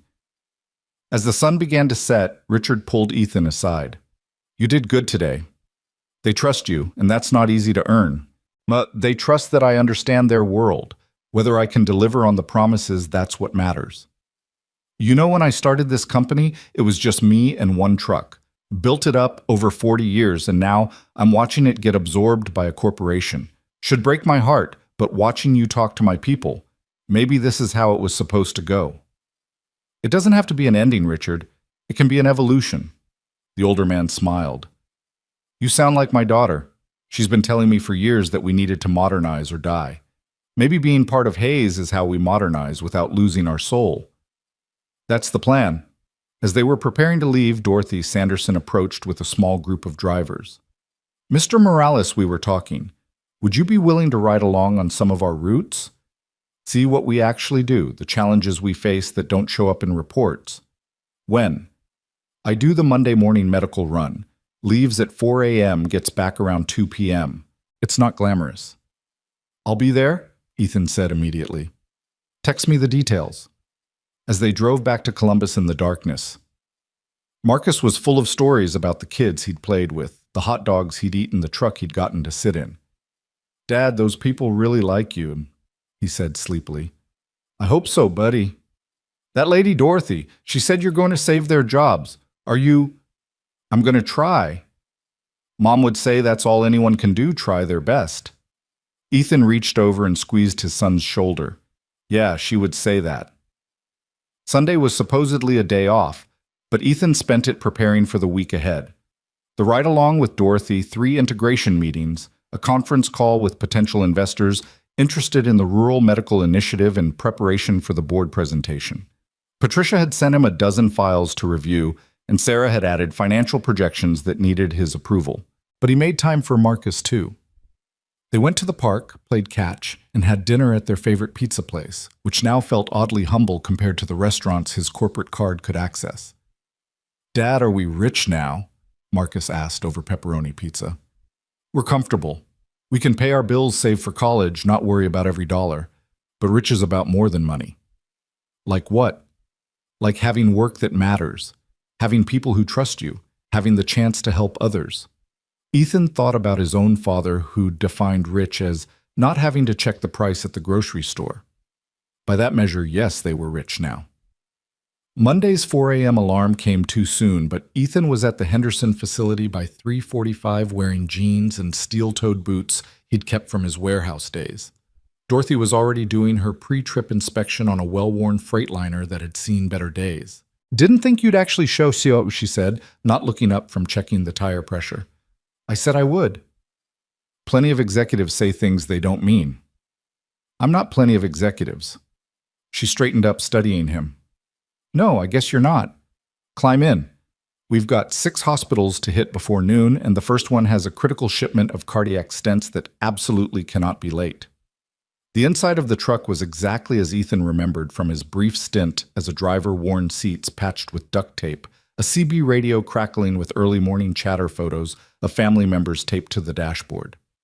Dorothy had pictures of what looked like grandchildren, a Purple Heart, from what must have been her military service, and a small cross hanging from the rearview mirror. As they pulled onto the highway, the sky still dark, Dorothy began explaining her route with the precision of someone who'd perfected every detail. First stop, Lima General. They've got a narrow dock, and you have to back in at an angle because of the dumpsters they refuse to move. Been asking them for 5 years to relocate those things, but hospitals don't listen to truck drivers. What if Hayes Global asked them? Dorothy snorted. You think a big corporation carries more weight than a truck driver? I think a corporation that controls their medical supply chain might get their attention. She glanced at him sideways. You'd use that leverage for something as small as moving dumpsters. Small to who? Not to the driver who has to navigate around them 5 days a week. Not to the hospital when a delivery gets delayed because a new driver couldn't manage the approach. They drove in comfortable silence for a while, the highway empty except for other trucks beginning their workday. The CB chatter was familiar drivers warning each other about speed traps, construction zones, weather conditions ahead. It was a community Ethan realized, one that existed parallel to the corporate world, but was just as vital. Tell me about the other drivers, Ethan said. The ones who are really worried about the merger. Dorothy sighed. Tom Martinez, he's got a special needs kid. Henderson's insurance covers the therapy, and he's terrified Hayes will switch to a plan that doesn't. Sarah Williams, she's putting 2 kids through college on a driver's salary. Any pay cut would mean they'd have to drop out. Jimmy Chen, he's 62, too young to retire, but old enough that finding another job would be nearly impossible. Make a list, Ethan said, pulling out his phone to take notes. Everyone with specific concerns. I'll address each one personally. You can't solve everyone's problems. No, but I can try. And the ones I can't solve, at least they'll know someone listened. Lima General appeared in the pre-dawn darkness, its emergency room lights blazing. Dorothy expertly maneuvered the truck into the impossible loading dock, and Ethan jumped out to help unload. The hospital's receiving clerk, a tired-looking man named Frank, did a double take. Dorothy, who's your helper? Frank, meet Ethan Morales. He's the Hayes Global executive running the merger. Frank nearly dropped his clipboard. An executive is doing ride-alongs. Apparently this one does, Dorothy said with something that might have been pride. The physical work of unloading medical supplies was harder than Ethan remembered, his executive life having softened him slightly. But muscle memory kicked in. Lift with your legs pivot from your hips. Always check the weight before committing to the lift. By the 3rd hospital, he was sweating through his shirt despite the cool morning air. You're keeping up better than I expected, Dorothy admitted as they pulled into Columbus General. I've loaded trucks in worse conditions. July in Phoenix, no AC in the warehouse, 100-pound boxes of machine parts. Why'd you leave that life? I didn't choose to at first. Got promoted to supervisor, then manager, worked my way up. But I never forgot what the actual work felt like. Too many executives do. At Columbus General, they encountered a problem. The shipment of insulin was supposed to be refrigerated, but the cooling unit on Dorothy's truck had failed somewhere between hospitals. Shit, Dorothy muttered, checking the temperature gauge. It's borderline. Might still be good, But if they reject it, they have to reject it, Ethan said. Patient safety comes first, but here's what we're going to do. He pulled out his phone and called Sarah Martinez, who answered despite it being 7 a.m. Sarah, I need a refrigerated truck at Columbus General in 30 minutes with a replacement insulin shipment. Pull it from our Columbus warehouse. Ethan, that's Hayes' inventory, not Henderson. We're one company in 4 weeks. Make it happen. He hung up and turned to Dorothy. We'll wait for the replacement. Document everything for insurance, and I'll make sure this doesn't count against your performance record. This cooling unit has been failing for months. Richard knows, but repairs are expensive. Not as expensive as losing a shipment of insulin, or losing a contract because we couldn't deliver. Ethan made another note. Every truck gets a maintenance review this week. Anything critical gets fixed immediately. The replacement truck arrived in 25 minutes, Sarah having worked her magic. The hospital never knew how close they'd come to not receiving critical medication. As they transferred the insulin, Dorothy watched Ethan with an expression he couldn't quite read. You didn't have to do that. Could have let me take the hit shown Henderson's weaknesses to justify changes. That's not how I work. No, she said softly. I'm beginning to see that. The rest of the route went smoothly, and Dorothy shared stories from her 12 years on the road. She talked about delivering cancer medications to a small rural hospital and seeing the same patients week after week, watching some recover and others fade. She spoke of driving through blizzards because dialysis supplies couldn't wait for better weather. She described the night she'd broken protocol to deliver an emergency heart medication directly to a patient's home because the hospital's order had been delayed. That's the part corporate never understands, she said as they headed back to Cincinnati. We're not just moving boxes, we're part of people's survival. I understand, Ethan said. My wife died because an ambulance couldn't get blood supplies in time. Car accident, rural road, the nearest trauma center was 40 minutes away. If there had been a closer supply depot, if the logistics had been better... Dorothy was quiet for a long moment. I'm sorry. It was 4 years ago. But it's why this matters to me. It's not about profit margins or market share. It's about making sure the supplies are where they need to be when someone's life depends on it.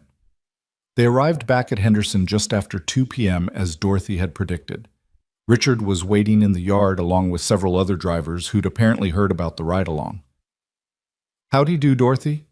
Richard asked. He'll do, she said simply, which Ethan could tell from Richard's expression was high praise indeed. The ride back to Columbus was a blur of phone calls.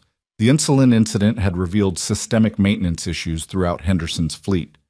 Ethan authorized emergency repairs, negotiated with Hayes' preferred vendors for bulk discounts, and set up a maintenance schedule that would prevent future failures.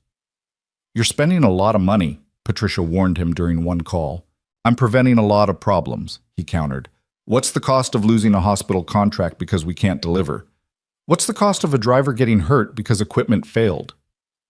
By the time he reached his office, Sarah was waiting with a stack of invoices and a worried expression.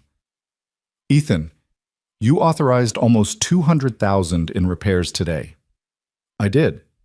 Without board approval. It's within my discretionary budget. Barely, and it's going to raise questions. Good. Let them ask. I'll have Dorothy Sanderson explain to the board why she's been driving with a failing refrigeration unit for 3 months. I'll have her describe what happens when insulin isn't delivered on time. Sarah studied him. You're taking this personally. Shouldn't I? We're asking these people to trust us with their livelihoods. The least we can do is give them working equipment. Alexandra wants to see you. Fair warning, she's gotten calls from several board members about the expenses. Ethan found Alexandra in the boardroom reviewing financial projections on multiple screens. She looked up as he entered, her expression unreadable.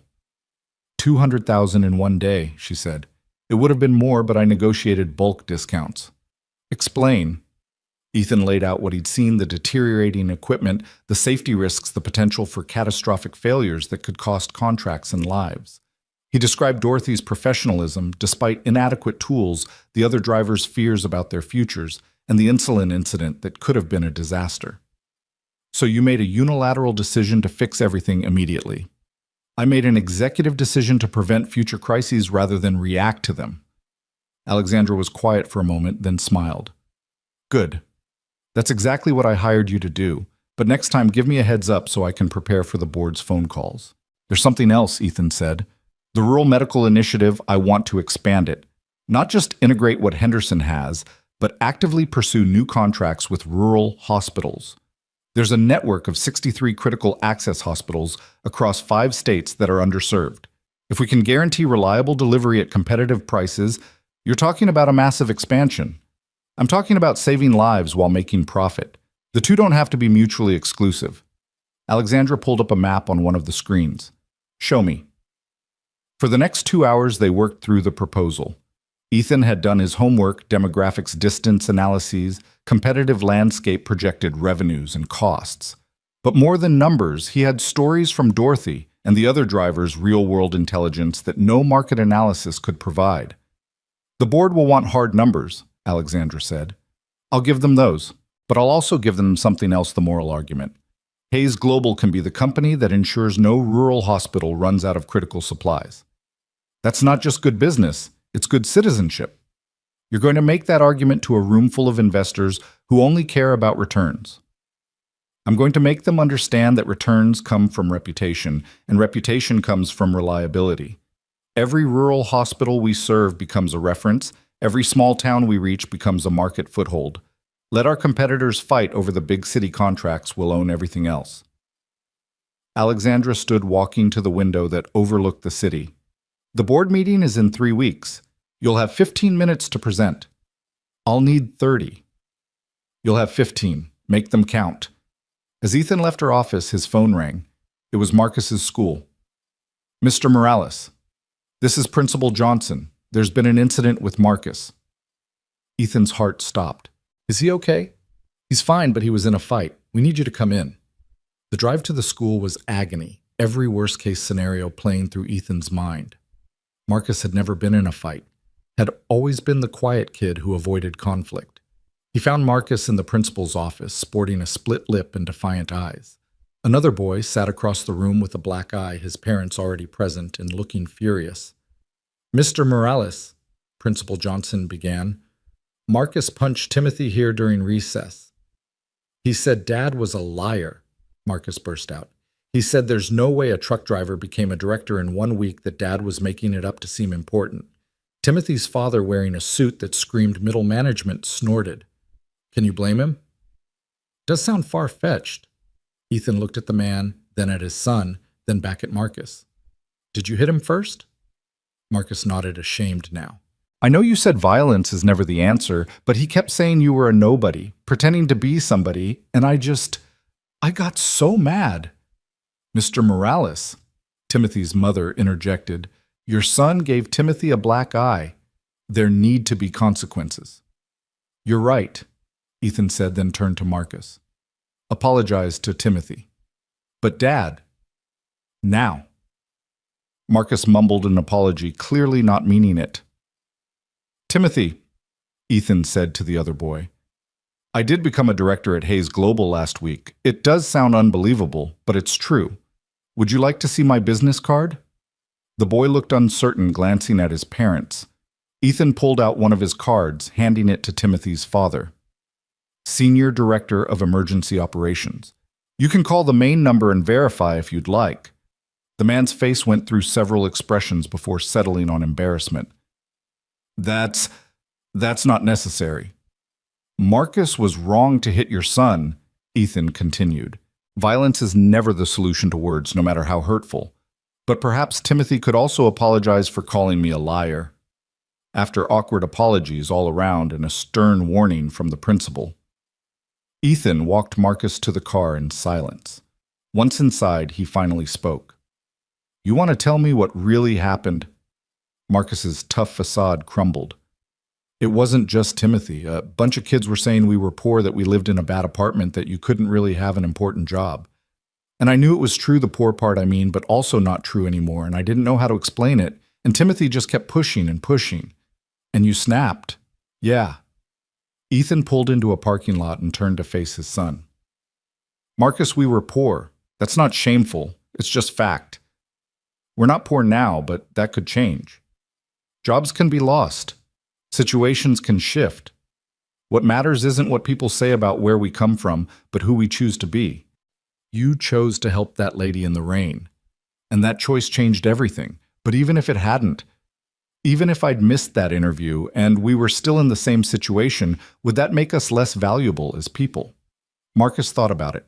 No, no. Timothy's parents probably have more money than we do even now. Does that make them better than us? They seemed kind of mean. They were protecting their son just like I protect you. But Marcus, you can't fight everyone who says something you don't like. You know what the best revenge is? What? Success, living well, being happy. And at the board meeting next month when you're there watching me present to some of the most powerful people in the business world, Timothy, and everyone else will see that sometimes impossible things happen. I can really come. Ms. Hayes specifically invited you, but only if you promise no more fights. I promise. That evening, while Marcus did homework with extra focus, his punishment was no video games for a week. Ethan worked on his board presentation. He thought about Dorothy's devotion to her route, Richard's pride in his company, the drivers who just wanted job security and respect. He thought about rural hospitals depending on reliable deliveries and patients whose lives hung in the balance of logistics. His phone buzzed with a text from Dorothy. Heard what you did about the truck repairs. Also heard you're presenting to the board about rural medical expansion. The drivers are talking. They think you might actually be one of the good ones. He texted back, just trying to do the right thing. That's what makes you one of the good ones. As midnight approached, Ethan looked at his presentation, 27 slides of numbers, projections, and strategies. It was good, solid, defensible. But it wasn't enough. The board needed to see what he'd seen, feel what he'd felt. Writing with Dorothy. Understand that this was about more than market share. He opened a new slide and began typing, the human cost of logistics failure. It would be risky bringing emotion into a boardroom that dealt in facts and figures. But Ethan had built his new life on taking the right risks. Stopping for Alexandra had been a risk. Taking the job had been a risk. Spending $200,000 on repairs had been a risk. Some risks were worth taking. He added a photo Dorothy had shared her delivering Christmas presents, along with medical supplies to a children's hospital in rural Ohio. The unofficial extra mile that no algorithm would ever capture, but that built the loyalty companies couldn't buy. Another slide, what we deliver besides packages. It listed the intangibles, hope to cancer patients, independence to dialysis patients, life to trauma victims. These weren't metrics that would show up in quarterly reports, but they were the reason the work mattered. By 2 a.m., he had 40 slides, far too many for 15 minutes. But he'd figure out how to condense them, how to tell the story that needed telling. Because that's what this was, a story about how good business and good humanity could be the same thing. Marcus was asleep on the couch, having tried to wait up for him. Ethan covered him with a blanket, then stood watching his son sleep, thinking about the example he was setting. Not just of success, but of service. Not just of climbing the ladder, but of making sure it stayed stable for others to climb. His phone lit up with one more message, this one from Alexandra. Heard about the school incident. Your son defending your honor must have been interesting. See you tomorrow. We need to discuss accelerating the Henderson integration. Accelerating. Everything was accelerating. 3 weeks ago, he'd been nobody. Now he was responsible for hundreds of jobs, millions in revenue, and a vision that could transform rural medical logistics. The weight of it should have been crushing. Instead, it felt like purpose, like the moment when a load you've been struggling to balance finally settles into place and you realize you're stronger than you thought. Through the window, the city lights twinkled, each one representing someone depending on the vast network of logistics that kept the world running. Somewhere Dorothy was probably planning tomorrow's route. Richard was likely losing sleep over his company's future. The board members were definitely questioning Alexandra's judgment in hiring him. But Ethan Morales, who'd learned to carry whatever weight life put on his shoulders, was ready for all of it. The presentation would work or it wouldn't. The integration would succeed or fail.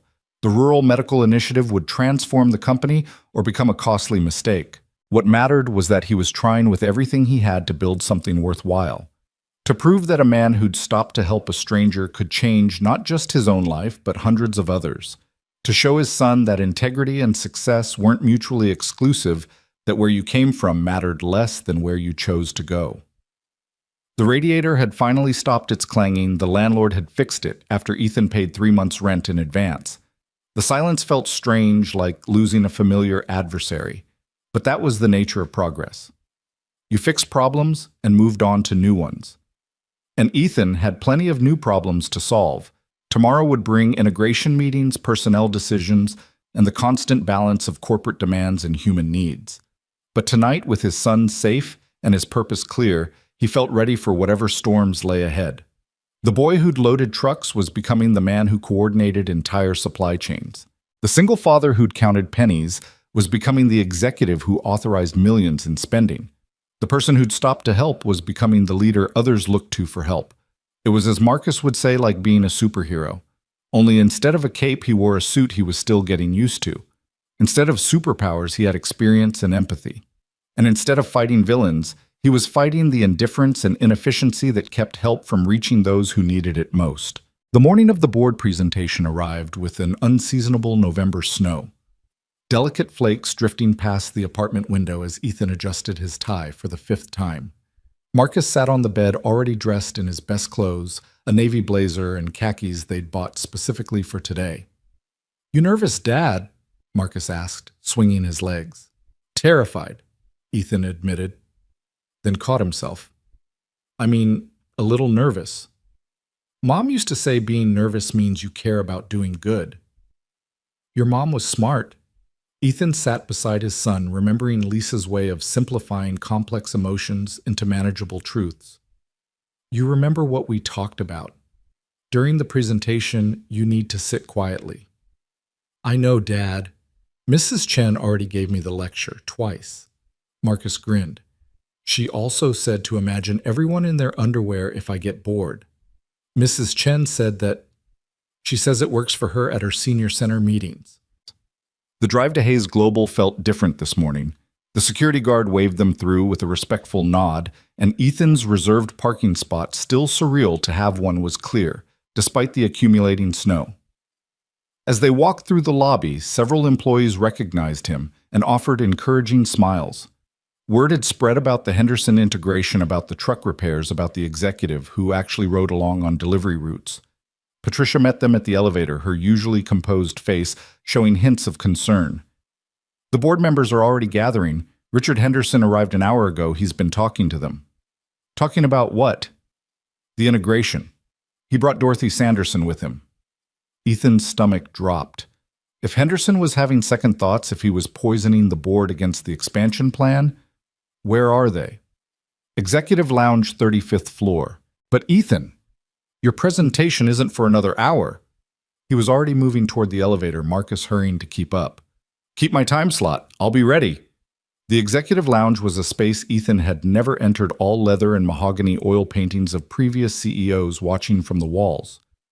Richard Henderson stood near the window, speaking earnestly to 3 board members Ethan recognized from photos: David Chang, the lead investor, Margaret Sterling, former Secretary of Commerce, and James Wright, who ran his own logistics empire before joining Hayes's board. Dorothy stood slightly apart, looking uncomfortable, in business attire instead of her usual driver's uniform. She spotted Ethan first and gave him a subtle nod that he couldn't quite interpret. Morales." Wright called out, his voice carrying the authority of someone used to being obeyed. "Henderson here was just telling us about your roadside assistance last Monday." "The ride-along," Ethan corrected carefully. "I wanted to understand the operational challenges firsthand, and authorized $200,000 in repairs on the spot." Chang added, his tone neutral, but his eyes sharp. "That's quite a financial commitment without board consultation." Before Ethan could respond, Dorothy stepped forward. "May I say something?" The board members looked surprised. Drivers didn't typically speak in executive lounges, but Sterling nodded. "Please, Ms. Sanderson. Dorothy Sanderson. I've been driving medical routes for 12 years, and in all that time, no executive has ever asked me what I need to do my job better. They've told me sure. Mandated new procedures, installed tracking systems, cut costs, but asked never. Until Mr. Morales." She pulled out her phone, scrolling to something. "This is a photo from 3 years ago. That's me changing a tire in a blizzard because the company couldn't afford proper winter maintenance. This is from last year, delivering insulin in a truck with no working refrigeration during a heat wave. using bags of gas station ice to keep it cool. And this, she showed another image. This is my truck as of yesterday. New tires, working refrigeration, proper safety equipment. First time in 5 years everything actually works. Wright leaned forward. And you attribute this to Morales. I attribute it to having someone in charge who understands that we're not just moving boxes, we're keeping people alive. He gets that because he's done the work. Chang turned to Richard. And you support this approach. Even though it's costing your company money, it doesn't have, Richard smiled slightly. My company hasn't had money for proper maintenance in 2 years. We've been surviving on reputation and driver dedication. Ethan's investment isn't just fixing trucks, it's showing my people that Hayes Global values them. You can't buy that kind of loyalty. Actually, Wright said dryly, it sounds like you can, for about $200,000. With respect, Mr. Wright, Ethan interjected, finding his voice, you can't buy it. You can only earn it. The money just demonstrates commitment. The loyalty comes from following through. Margaret Sterling studied him with interest. Young man, and you are remarkably young for this position, Alexandra's faith in you is evident. But the board needs more than faith. We need results. Then let me show you results, Ethan said. My presentation isn't just about rural medical expansion. It's about transforming how Hayes Global thinks about logistics. We'll see in an hour, Chang said, but his expression had softened slightly. As the board members dispersed, Dorothy approached Ethan. I hope I didn't overstep. You said exactly what needed saying. Thank you. She glanced at Marcus, who'd been silently absorbing everything. This your boy. Marcus, this is Ms. Dorothy. She drives the trucks that deliver medicine to hospitals. Marcus's eyes widened. Like an ambulance, Dorothy laughed. Kind of, but I deliver before people get sick so they have what they need when they do. Your dad's making sure I can keep doing that. Cool, sir, Marcus said. Then looked up at his father with something approaching awe. The hour before the presentation passed in a blur. Patricia brought updated figures showing that the Henderson integration was actually ahead of schedule. Drivers were volunteering for overtime to help with the transition, seeing it as an investment in their own futures. Sarah had run new projections based on the rural hospital contacts Ethan had made, and the numbers were even better than anticipated. Nervous? Alexandra asked, appearing in his office doorway minutes before the presentation. My son asked me the same thing this morning, and terrified, but ready. She smiled. Good. Confidence without fear is just arrogance. Fear without confidence is paralysis. You found the balance. She looked at Marcus, who was practicing sitting still in one of the office chairs. Mr. Marcus, are you ready to see your father change some minds? Yes, ma'am, Marcus said formally, making both adults smile. The boardroom was intimidating by design, a massive oval table surrounded by 20 leather chair screens on every wall, windows offering a commanding view of the city. The board members were already seated, their faces ranging from curious to skeptical. In addition to those he'd met earlier, there were another dozen people, investors, advisors, senior executives. Ethan took his position at the head of the table, his presentation remote feeling small in his hand. Marcus sat in a chair against the wall between Patricia and Alexandra, his eyes wide but his posture perfect. Ladies and gentlemen, Ethan began, his voice steadier than he'd expected. I'm here to talk to you about the future of Hayes Global. Not the next quarter or the next year, but the next decade. And it starts with understanding that logistics isn't about moving things, it's about connecting lives. He clicked to his first slide, a map of the United States with dots representing hospitals. Green dots for major metropolitan hospitals, red for rural facilities. The green dots are where we make our money. The red dots are where we make our difference. Today I'm proposing we do both. For the next 10 minutes, he laid out the numbers with Sarah's precision market size growth potential competitive advantages. The board members took notes, asked pointed questions about margins and scalability. It was going well, but not great, the kind of presentation that might get approved, but wouldn't inspire. Then Ethan switched tactics. Let me tell you about Betty Morrison, he said, pulling up a photo Dorothy had shared, an elderly woman in a hospital bed, smiling, despite obvious illness. She lives in Murray, Kentucky, population 367. Every week she needs dialysis supplies delivered to the regional clinic 40 miles from her home. Last winter, those supplies were 3 days late because the logistics company serving the area decided the route wasn't profitable enough to maintain during a snowstorm. He clicked to the next slide. Betty Morrison died waiting for those supplies. The room went silent. This isn't just about her. There are thousands of Betty Morrisons across rural America, people whose lives depend on reliable medical logistics, but who live in areas deemed unprofitable by traditional metrics. James Wright interrupted. With respect, Mr. Morales, we're not a charity.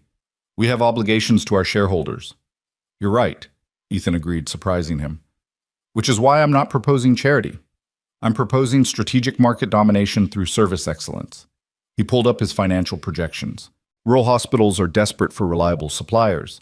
They'll pay premium prices for guaranteed service. But more importantly, they're connected. Every rural hospital administrator knows every other administrator in their state. Serve one well and word spreads. Fail one, and that spreads too. The network effect, Sterling murmured, understanding dawning. Exactly. We start with Henderson's existing routes, expand strategically, and within 18 months we own rural medical logistics for the entire Midwest. Our competitors are fighting over saturated urban markets while we quietly lock up an underserved sector worth, he clicked to the next slide, $47 billion annually. Chang leaned forward. Those numbers assume perfect execution. No, those numbers assume competent execution. Perfect execution would double them. Ethan pulled up another slide showing driver retention rates. Henderson's drivers have a 92% retention rate despite old equipment and low pay. Why? Because they believe in what they're doing. Give them proper resources and competitive wages, and that becomes 98%. Do you know what driver turnover costs this industry?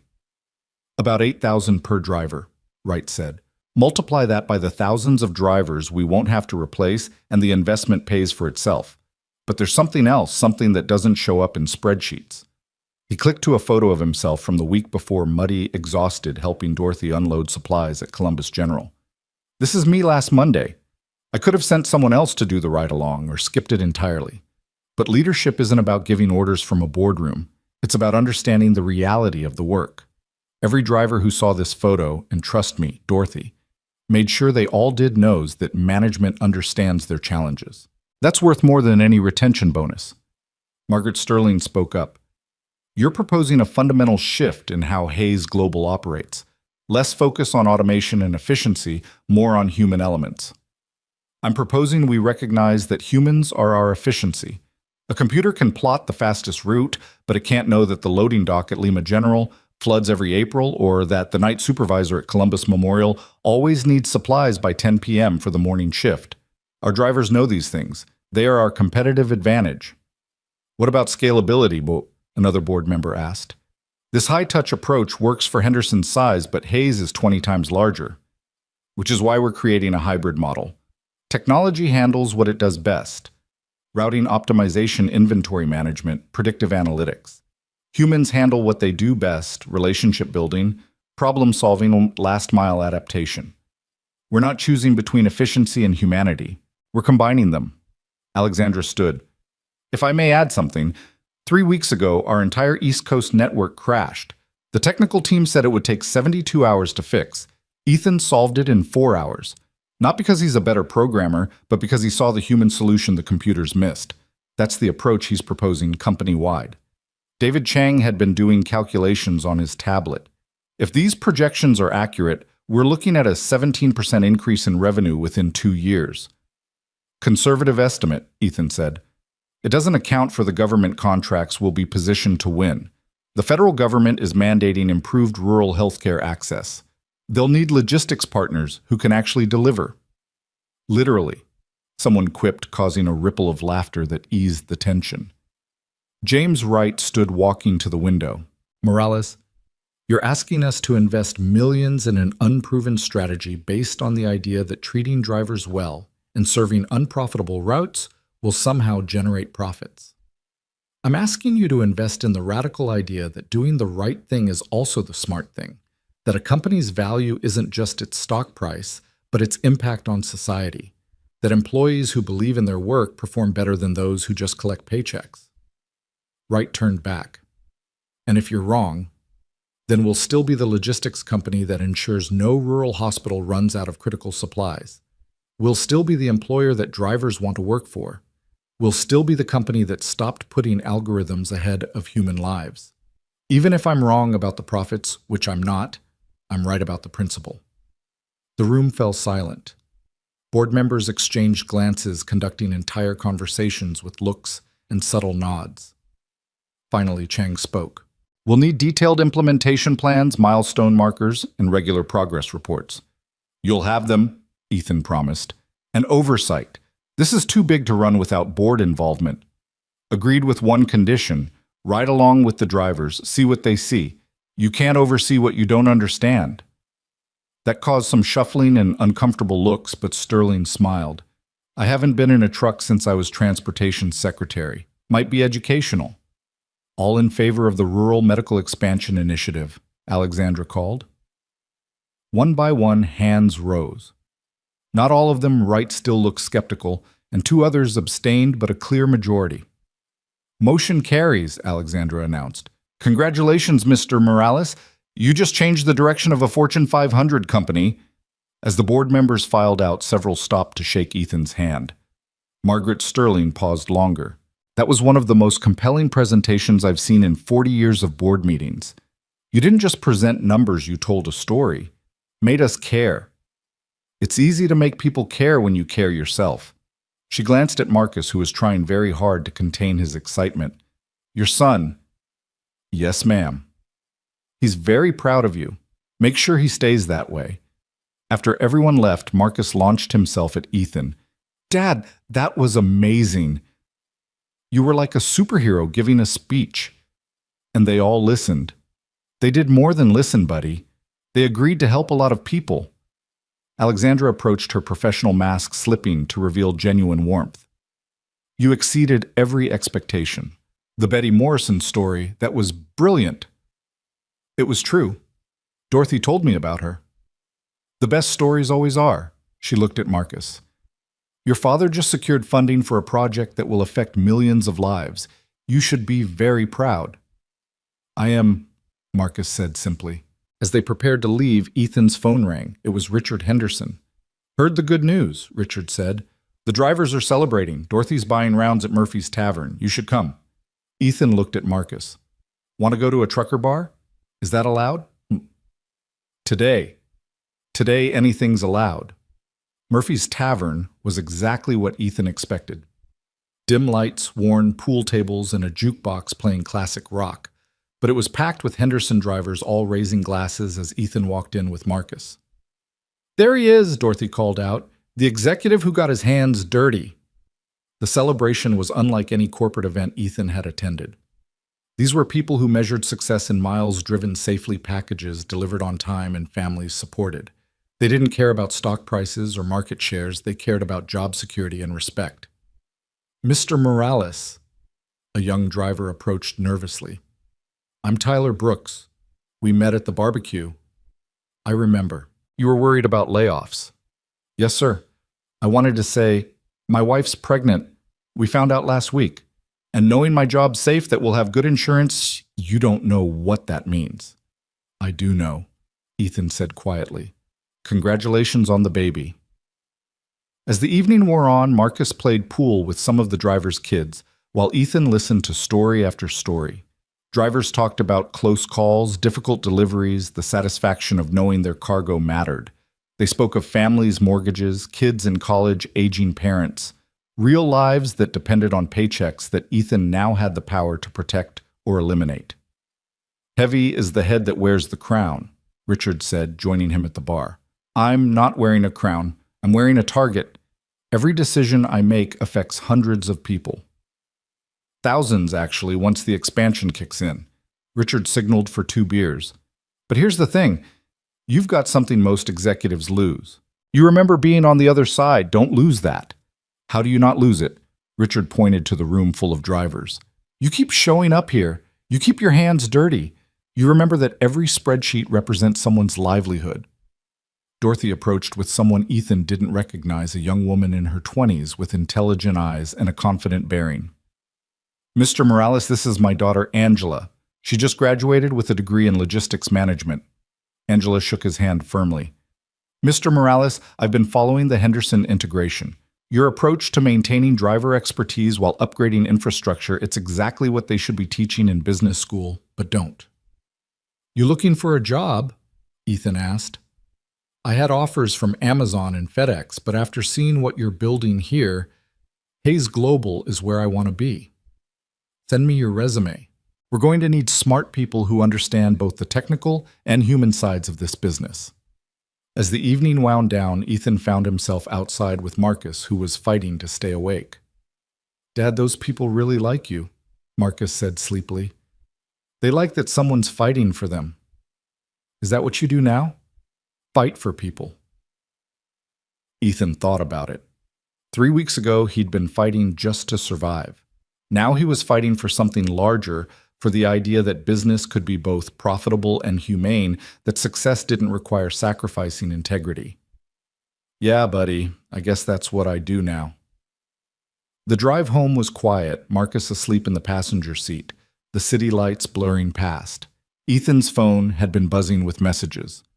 Congratulations from Sarah and Princeton media requests. Patricia was fielding even a text from Jennifer saying she'd heard about the board presentation and was impressed. But the message that mattered most came from Alexandra. "Today you proved me right about you, but more importantly, you proved yourself right about what Hayes Global could be. This is just the beginning." She was right. The rural medical expansion was approved but not implemented. The Henderson integration was progressing but not complete. There would be obstacles, setbacks, probably failures. Not everyone would embrace the changes. Some board members remained skeptical. Competitors would try to copy or counter their strategy. But sitting at a red light, watching his son sleep peacefully, Ethan felt ready for all of it. 3 weeks ago, he'd been a man desperate for a chance. Now he was a man creating chances for others. The light turned green and he drove on through the quiet streets. Tomorrow would bring new challenges, implementation meetings, budget reviews, the 1,000 details that turned vision into reality. He'd need to balance boardroom politics with driver concerns, profit margins with human needs, corporate expectations with personal values. But tonight, he'd won. Not just the board's approval or the driver's trust, but something more fundamental, the knowledge that he belonged in this new life, that he'd earned it not through luck or charity, but through competence and character. His phone rang as he pulled into their apartment complex. It was Dorothy. "Ethan, I wanted you to know what you did today, what you're doing for us. My husband was a driver too, died 3 years ago when his rig broke down on the highway, faulty brakes the company knew about but didn't fix. What you're doing with the maintenance, the safety improvements, you're not just saving jobs, you're saving lives. Dorothy, I don't need to say anything. Just wanted you to know that when you talk about logistics being about connecting lives, we hear you, we believe you, and we've got your back." After getting Marcus to bed, Ethan sat at the kitchen table with his laptop beginning to draft the implementation plan the board had requested. But his mind kept drifting to that morning 3 weeks ago when he'd stopped to help Alexandra. Such a small decision, pull over or keep driving, that had cascaded into all of this. He thought about the butterfly effect, how tiny changes could have massive consequences. If he'd left 5 minutes earlier that morning, if Alexandra had taken a different route, if the rain hadn't been quite so heavy, 1,000 small variables that had aligned to create this opportunity. But it wasn't really about luck, was it? It was about being the kind of person who stopped to help. That characteristic, that instinct to put others' needs alongside his own, had been there long before that rainy morning. The opportunity had simply revealed it. His laptop screen showed the beginning of his implementation plan, Phase 1 human infrastructure. Before upgrading technology or expanding routes, he would invest in people, training programs for rural route drivers, safety bonuses, a driver advisory council that would have direct input on operational decisions. It was unconventional, possibly naive, definitely risky. But it was right. And Ethan had learned that doing the right thing consistently and courageously had a way of working out. A text from Marcus's teacher appeared. Heard about your presentation from Principal Johnson. The whole school's talking about Marcus's dad, the hero executive. He was beaming all day. Hero executive. Ethan shook his head at the phrase. He wasn't a hero, he was just someone trying to do his job well while remembering what it felt like to need someone to do their job well for him. But if Marcus wanted to see him as a hero, if the drivers needed someone to believe in, if the board expected miracles, well, he'd given up more comfortable positions for worse reasons. The radiator in the new apartment they'd moved the previous weekend hummed quietly efficiently. Nothing like the clanging monster of their old place. But Ethan found himself missing that sound, that reminder of where they'd come from. Success, he was learning, wasn't about forgetting your struggles, but about using them to understand others. Tomorrow, the real work would begin. Turning promises into reality, vision into execution, hope into tangible change. There would be setbacks, there always were. Some rural hospitals might resist change. Some drivers might struggle with new technology. Some board members might push back on costs. But tonight, in the quiet of his new apartment with his son, safe and his future secure, Ethan Morales allowed himself a moment of satisfaction. He'd traveled from loading dock to boardroom in 3 weeks. He'd transformed a personal crisis into an opportunity to help hundreds of others. He'd shown his son that integrity and success weren't mutually exclusive. The computer screen glowed with plans and projections, strategies, and spreadsheets. But behind all the corporate language and financial models was something simpler. A man who'd stopped to help someone in the rain, and in doing so had discovered not just a job, but a purpose. The storm that had brought Alexandra Hayes into his life had passed, but its effects rippled outward like waves on water. Each driver whose job was saved, each rural hospital that received reliable deliveries, each family that stayed together because a parent kept their employment. They were all connected to that moment on the highway when Ethan chose help over self-interest.